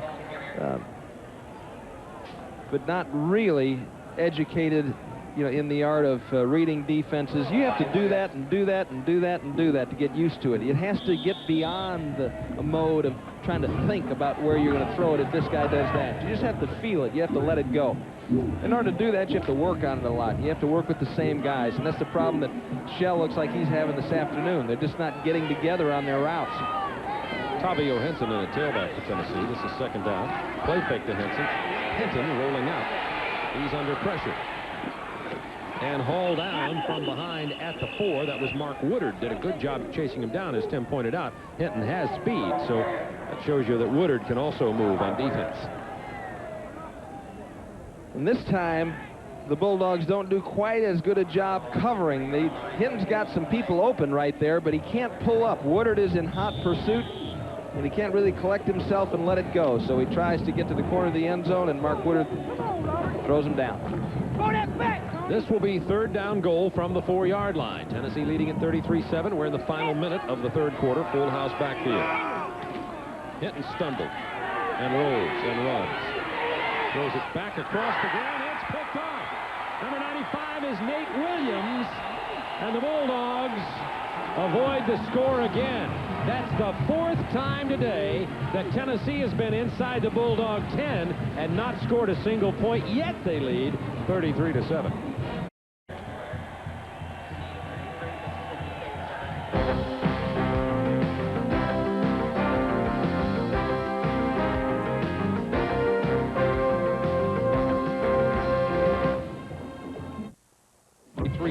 Score from his perspective. You can see it all in his face down there, Tim Foley. When we talked to Rocky yesterday, I sensed that he had more confidence in this team and its ability to better last year's 5-6 mark.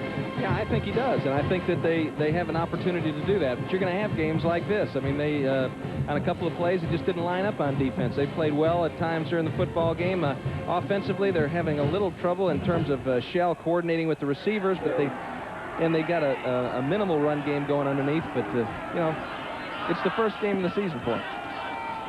Third down 2 opening play of this quarter. Shell has a man open. It's the tight end Anderson. He's out across the 30 to the 33-yard line. Tredis Anderson, and Mississippi State took this possession over. Shell chose the deeper receiver, picked up a few more yards. Opening play of the fourth quarter. Tennessee 33-7.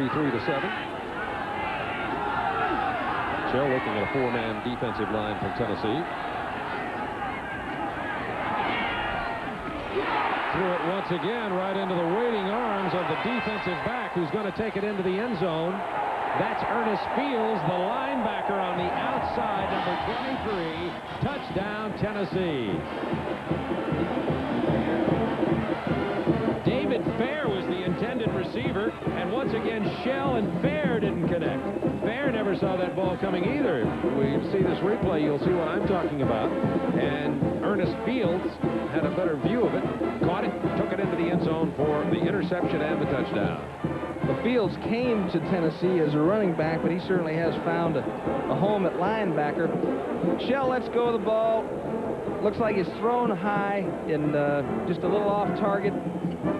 Fields lays back, makes a catch, and takes it in. It's 40-7 Tennessee. So Tennessee scores 31 in game 1, 55 in game 2, and 40 and whatever else they're going to get here in game 3. Turned by Ernest Fields, 40-7 Tennessee. And let's take a look at it. Here you see David Fair in the backfield, and he's going to come out of here and run a little hook here in between these two linebackers. And he finds a location, but the ball is delivered just a little bit early from Tony Shell. Let's watch it develop here. You know, he has been under pressure all day. The offensive line has done an adequate job, but he probably feels the pressure there. The ball comes a little bit early before Fair has time to look and floats over his head. Fields makes the catch and lumbers in for the touchdown. It's been a big play day for Tennessee. 69-yard touchdown run, 80-yard touchdown run, 33-yard fake run for a TD by a backup offensive guard, and now the 42-yard interception return for the touchdown. Tony Harris out across the 25 from Mississippi State.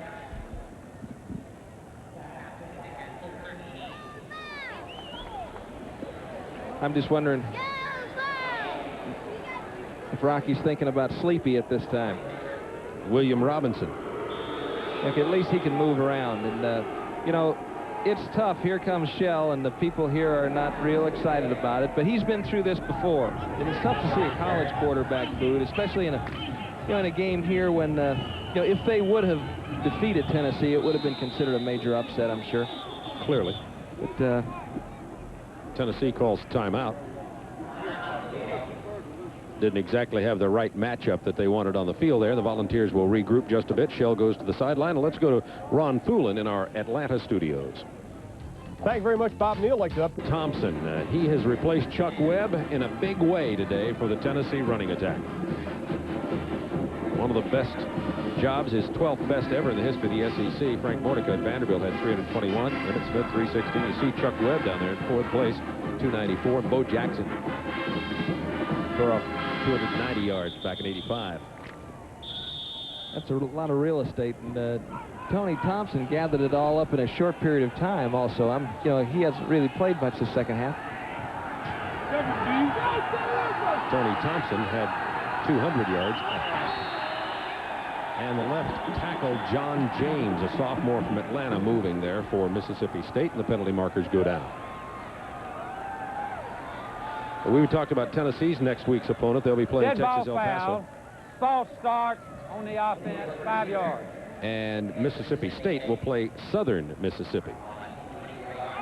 Hey, guys, back up now. Traditionally a heated rivalry, and there's no emotion leaks out of that game.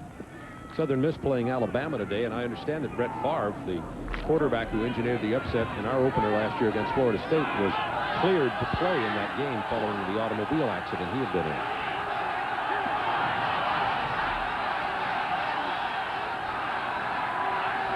On the first down now, Jared Young, the fullback, out to about the 28-yard line.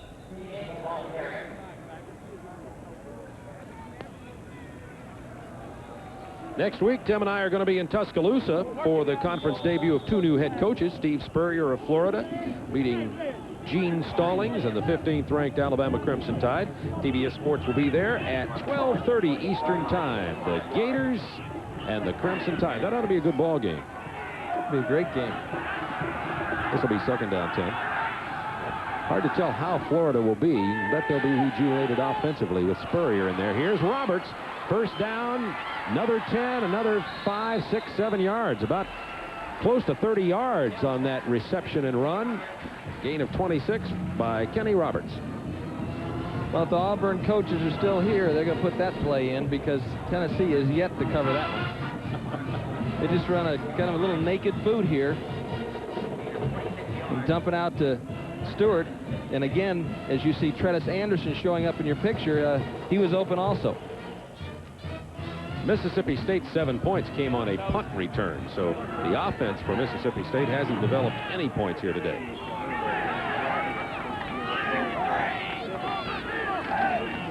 Roberts was moving but parallel, so there's no penalty. This is Jared Young, the fullback, with another first down to the 33-yard line.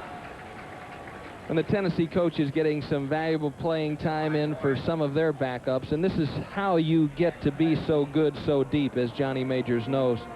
Try to get players on the field as often as you can and give them a chance to stub their toe when it really isn't going to hurt you.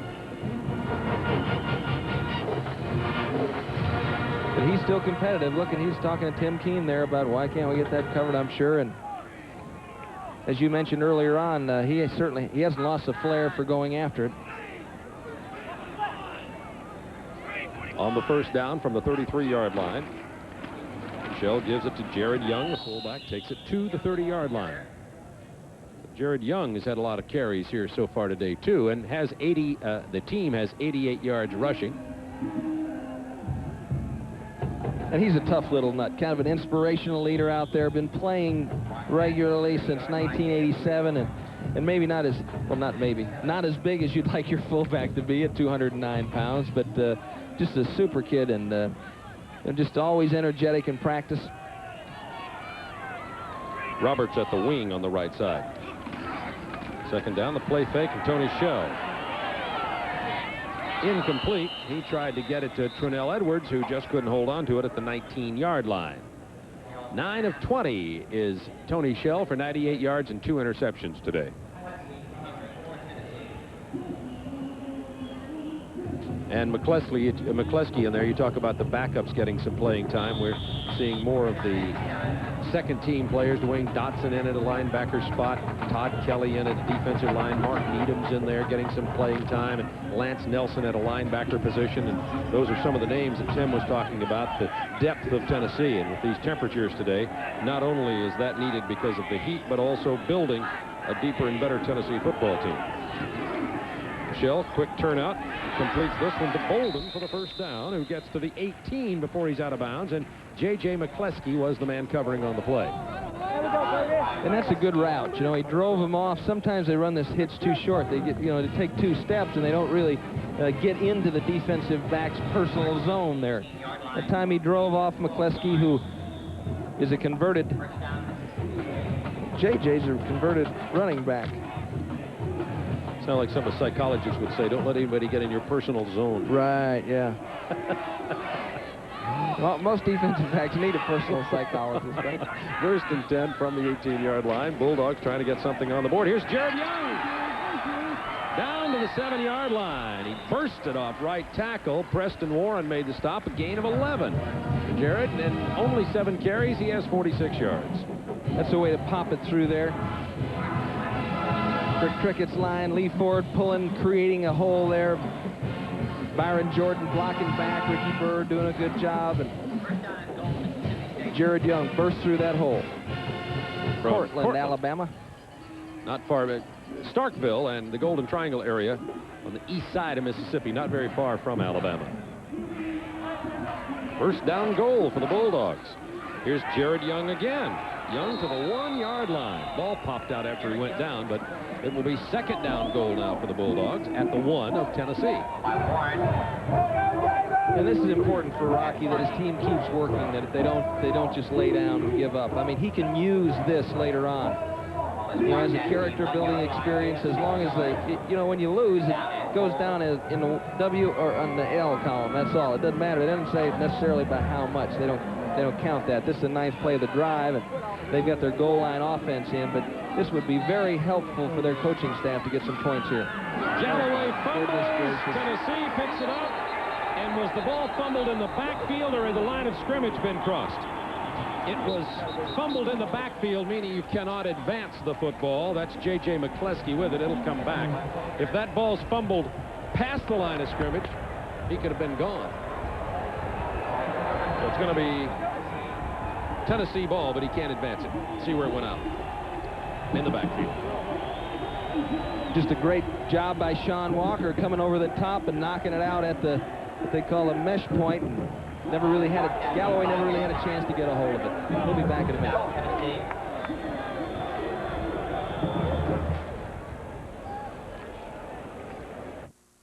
By the way, brand new producer breaking in here today, Rowan Backfish.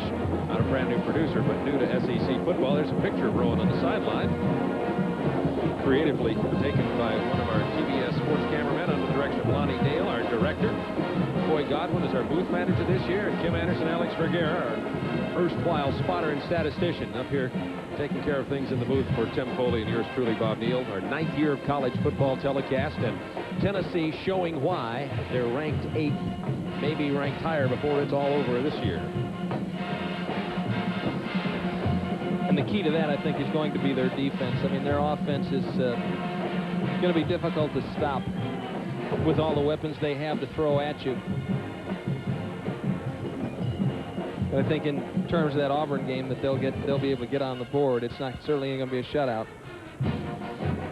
Talking to Johnny Majors yesterday, he was just marveling at the great talent that Pat Dye has to coach at Auburn University. That game's on the 29th. Yeah, they're trying to decide where that ball actually came out. They're deciding it's out here at the 7-yard line now. And that's where it's spotted, and Tennessee will take it over there.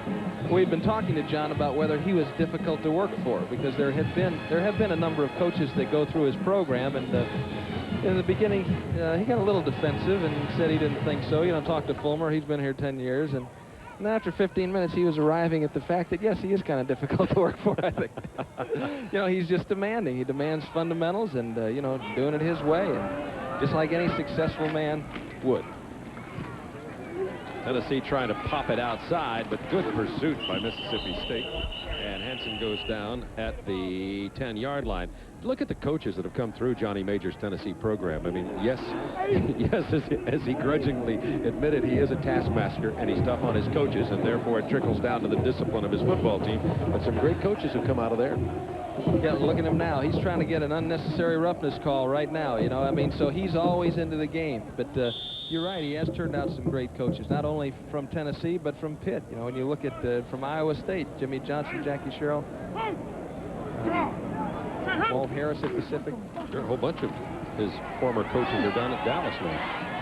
Hinton rifled that ball in after rolling into his own end zone, but the pass goes incomplete, intended for Anthony Morgan. Hinton in at quarterback in place of Andy Kelly now. And I think that probably is a good indicator of a great coach, a great teacher, that you want to help your people on. You look at Shula, I mean, he's turned out Arnsparger, and I mean, don't get me wrong, now they don't turn these people out. I mean, these people are good coaches, but yeah, you're right, but the folks that they work with, you know, they've got at least a brick in the wall, you know, with Arnsparger and Schellenberger. Monty Clark, Dan Henning spent some time in Miami. This will be Johnny Majors' 95th win, the beginning of his 14th year at Tennessee, has over 150 overall. Hinton completes his pass for a first down up to the 24 to Vince Moore. Gain of 14 to number 1. Jay Randolph, Don Sutton, Pete Van Wieren will bring you Braves baseball tonight at 6. Okay. Good young talent. A pretty snappy comeback, wasn't it? Yes, it was. You didn't sound real left you confident. breathless there. First down 10 for Tennessee from the 24. Gain of a couple this time off the right side. That's Kenneth Campbell, a redshirt freshman from Chattanooga. Speaking of baseball, I just saw Ron Polk walking through here, and of course Ron's got a great program here at Mississippi State, and they pulled 15,000 to a baseball game out here. Tremendous facility right near the Scott Field here, their baseball facility. Yep. I was out there watching practice at 11:30. They're having tryouts, and they do it in 2 sessions, and one is still going at 11:30. Sat next to Everett Kinner, who drives the bus, and he's telling me all the folklore and history.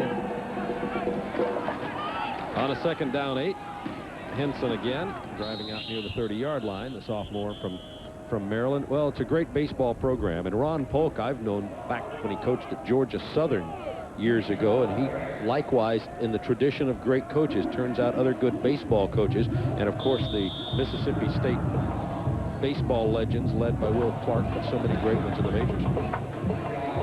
And they do, and those guys also give money back here to the school. I know that somebody donated the money for the fence out here. I forget which one of it was, Palmero or...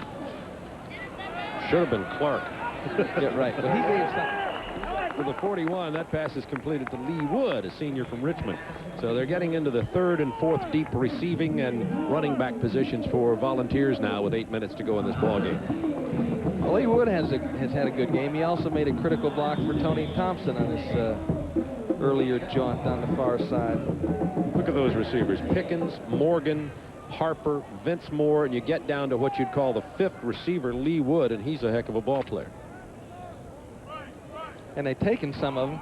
McCleskey was over there last year and put him on defense. On the first down, gain of about 5 out near midfield goes Tavio Henson, last week's SEC Player of the Week, as he came in and got 115 yards rushing in relief of Chuck Webb when Webb was injured against Pacific. There's Henson limping just a little bit right now. He's 5'10", 185. Another tremendous talent, a freshman, Ronald Davis, who's one of those special kind of runners, according to Johnny Majors, is injured and is going to miss the season with a knee injury. Ronald Davis, 34, will be out, but he's a true freshman from Bartlett, Tennessee. One of the Tennessee players down on the field. We'll check out who he is and what his condition is when we return to Starkville. Tennessee player is the offensive guard who had gone into the ball game and carried the ball 33 yards for the touchdown earlier, Bernard Daphne. He was aided off the field. He's a 300-pounder junior college transfer from Los Angeles.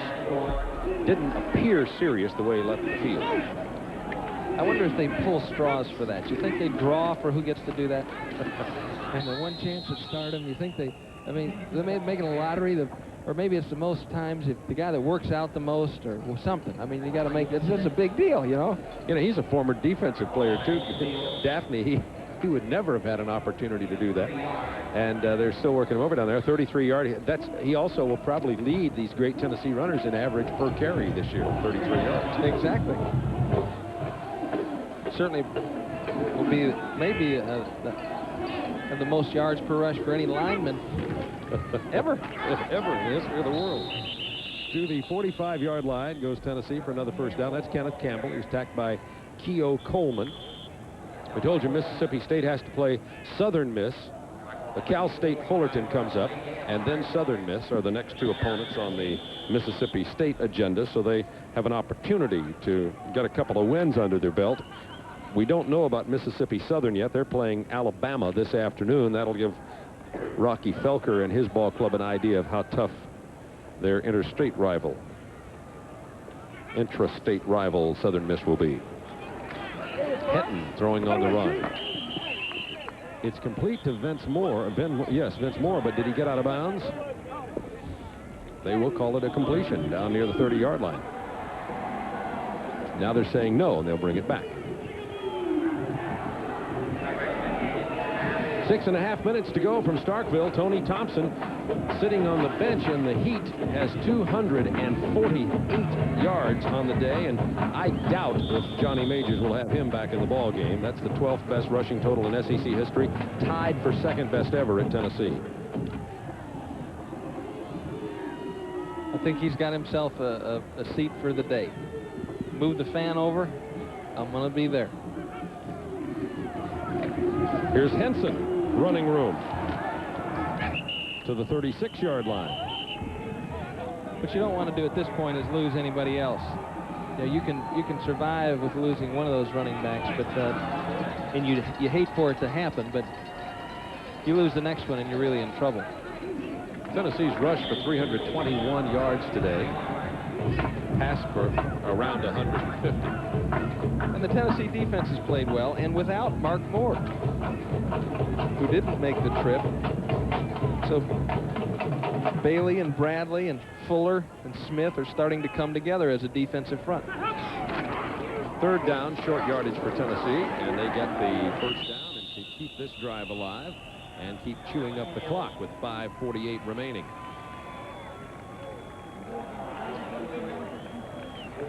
That was Kenneth Campbell again. Campbell's a fullback. He's a big one, 6'2", 220 pounds. You know, you talk about Thompson and Henson replacing Chuck Webb. Last week versus Pacific, they combined for 198 yards, Thompson and Henson. Today, they combined for 287 yards, 4 touchdowns in the 2 games, 2 each. So they've combined for 485 yards, replacing Webb in 2 games. And that speaks very clearly to the Tennessee offensive power that's very balanced. Tavio Henson, the ball carrier this time.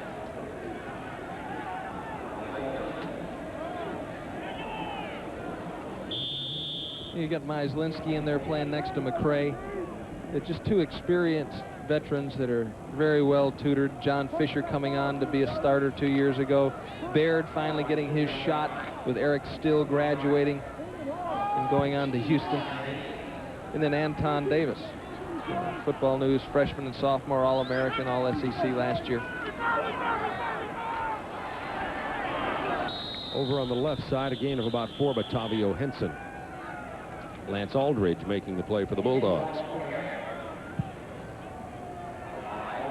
So Tim and I will be in Tuscaloosa next week to see Florida and Alabama. Bring you that at 12:30 Eastern Time. The following week will be LSU going up to play at Vanderbilt. Vanderbilt with a new young offensive coordinator trying to make his way in big-time college football, a friend of Tim's. Steve Sloan back with his finger on the trigger. That'll make Vanderbilt exciting offensively. You can bet on that. 3rd down 6 for Tennessee now. And timeout call by Sterling Hinton. And we'll be back to Starkville right after this.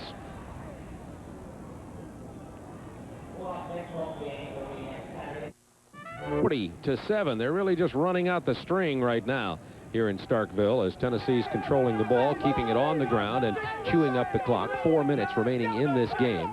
Mississippi State's offense has produced very little yardage and no points on the day. Their 7 came on a punt return. Tony James of 71 yards that happened with about a minute to go in the first quarter. That's been the last scoring done by Mississippi State. They did penetrate Tennessee territory, but turned the ball over on a fumble just a few minutes ago. Big hole. And a gain of about 9 yards for Tavio Henson.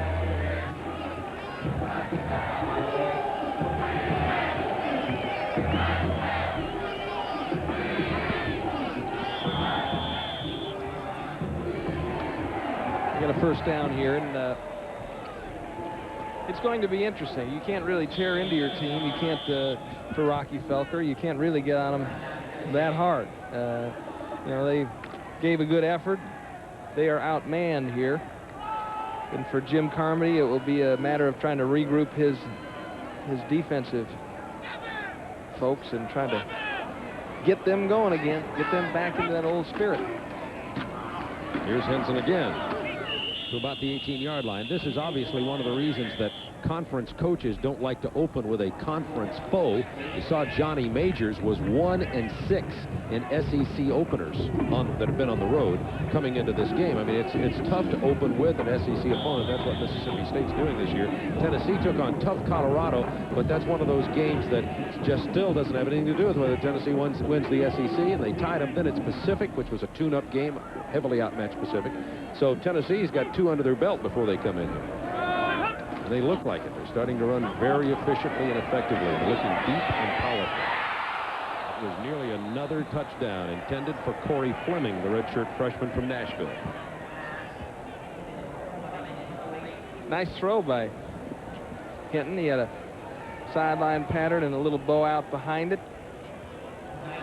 Tony Harris just got in the way enough. You'll see Kelvin Knight begin to run with it, but Tony Harris cuts in front and just disturbs his vision. Right there at the end, Tony Harris dropped off the O-cut and came back to help out.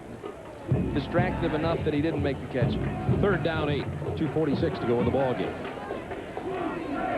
This is great experience time for Hinton because he's not under the pressure of having to bring his team back or play for an injury, and etc. He's in here able to run an offense with some variety to it, although they're keeping it mostly on the ground. Henson tackled by Demetrius Hill. 18-yard line. Mississippi State has a very, very difficult schedule this year. After Cal State Fullerton and Southern Mississippi, which they should win, it's at Florida, at Kentucky, then another game they should win at Tulane, but followed by Auburn, Alabama, LSU, then Ole Miss. And Ole Miss looks to be a pretty good football team this year. They open against Memphis State tonight. Incomplete at 12 on 4th down. Not going to lay any more points on this one today. And Mississippi State will come onto the field to try to move the ball with 2 minutes remaining in the game, and we'll be right back. Logan Fink beats Penn State, newly of the Big Ten, today in what would be an upset going into that ball game, but we don't know how good Texas is this year. It may prove not to be an upset later on. Interesting game. Tennessee has really clobbered Mississippi State 40-7 here in Starkville. We have 2 minutes remaining in the ball game. From the 18-yard line come the Bulldogs. William Robinson is in at quarterback to finish up here. Robinson gives to David Fair. Tries to bounce it outside, but is hauled down by the strong right arm of Todd Kelly. Another one of these out-of-state volunteers. He's from Hampton, Virginia. What'd you say, Tim? 22 different states represented on this Tennessee squad? That's what John was saying, 22 different states. So, I mean, you go through New York, New Jersey. They got them out of Crystal Lake, Illinois. And they spread out into Texas. So they go all over the place. They do an excellent job of recruiting. It's just they just don't produce enough superior football players in the state of Tennessee to make it on homegrown crops. Nice roll and throw by William Robinson. Tredis Anderson with the reception out to the 26-yard line. Now a minute 14 to go in this ball game. Mississippi State will regroup and host Cal State Fullerton next Saturday here in Starkville. Tennessee will host Texas El Paso in Knoxville.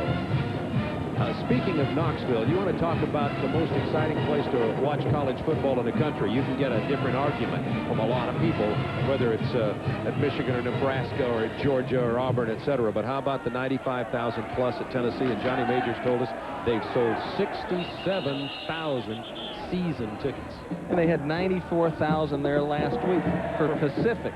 I mean, you know, there's not a lot of stadiums in the country. You know, there are people that'll turn them out for the big ones, but for the games like that, usually the attendance drops off a little bit. Never been there unless it had been sold out. That is a fantastic group of fans. That's what Johnny Major said. We're talking to him about fan pressure stuff. He said, I'll be honest with you, I love the fans. If they're on me, they're on me. It comes with the territory, and he likes their passion in Tennessee.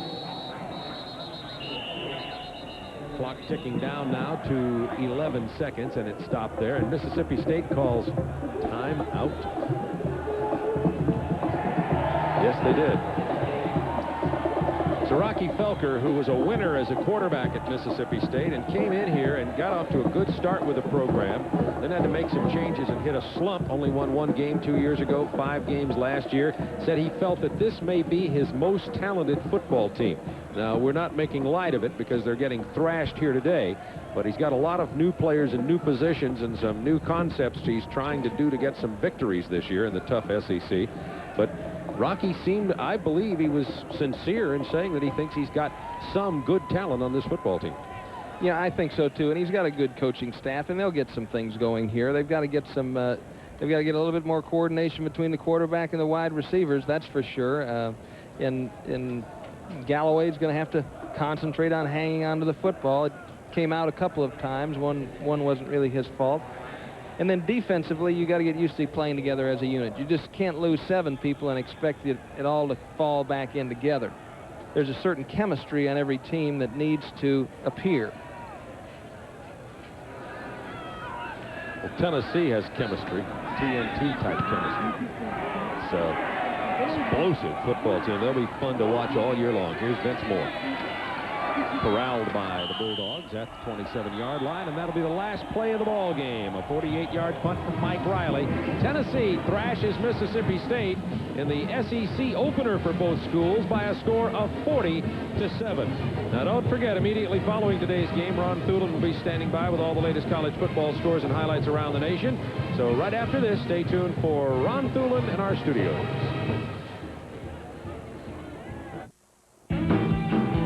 Made it all possible for Tennessee. Bob and Tim? Thank you, Ron. Tennessee 40-7, and Tony Thompson had a spectacular day today running the ball. And Tony, thanks for joining us here. We talked about the loss, and I know you agree with your friend and teammate Chuck Webb to injury, and you stepping in there to replace him. And a lot of people wondered just how well you could replace him. Talk about the success you had today and how it fits into this Tennessee offensive concept. Well, the offensive line opened a lot of holes for me. And I just ran and took advantage of it. We have a lot of good athletes on this team, like I said many times before. And we used a lot more today. We opened it up a little bit more earlier, used a few trick plays. We're taking a look right now at one of your plays when you break it right up the middle, that long touchdown run. How about telling us about that as we watch it? Okay, Mike Zielinski came around and had a great block on the linebacker. The right tackle done his job, and the fullback, and it was just open. And I just had to use my God-given abilities and take it to the end zone. And how about that escort from Carl Pickens? I never thought I'd see him blocking that far downfield. Did you? No, our receivers are unselfish. They block downfield. He done a great job. All our receivers do a great job of blocking downfield. That's something we work on in practice, and he done a great job. You know, you started out your career as a defensive back, really, at Tennessee, and now have moved to the offensive side of the ball. Did you ever think that you'd get lost over there on defense? No, not really. I just was concentrating on getting healthy, and it didn't matter where I played. I like running back, but if I could have played at defensive back, then it would have been all right. Well, you've got the kind of attitude that any coach would like to have, Tony. You keep things in perspective and spread out the praise, so congratulations on a great effort. Oh, thank you. Tony Thompson, 248 yards. That ties him for second among all-time Tennessee rushers in single-game performances. Only Chuck Webb with his 294. rushed for more yards in a single game than did Tony Thompson today. So that's the score here, 40-7, Tennessee over Mississippi State. And Ron, let's go back to you in the studio. All right, Bob and Tim, we'll be checking. Buick Player of the Game, 2 touchdowns. Remember, we'll be in Tuscaloosa, Alabama next week for the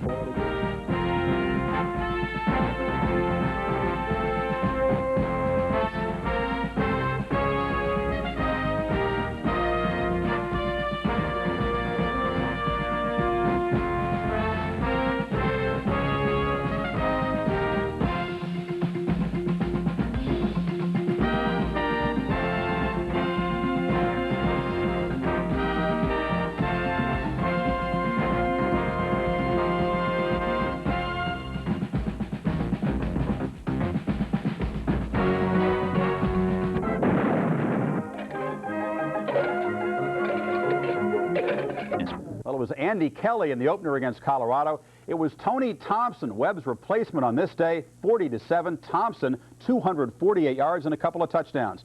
Nebraska was... And Walker makes it all the way down inside the 10, an 88-yard return. Texas scores on the next play, goes up 14-7, and Penn State looking to rub off some magic there, driving 3 seconds in the game, but Tony Sacca heaving the desperation pass right into the end zone, and well, all Magic did was cough up a big fur ball there. A second straight year that Penn State's lost a home opener after Paterno's teams had won 13 in a row. And third-string tailback Robert Smith came off the bench to rush for 86 yards in the second half, led Ohio State to its 12th straight opening day win at home over Texas Tech. But I think the best part about that game was that heavyweight champ Buster Douglas dotted the I. He just, like, punched out the tuba player and stepped right in. I don't think he punched out the tuba player, but brought him some luck anyway. Yeah, and Smith, the secret weapon for the Buckeyes, who no doubt will be right in the thick of that Big Ten.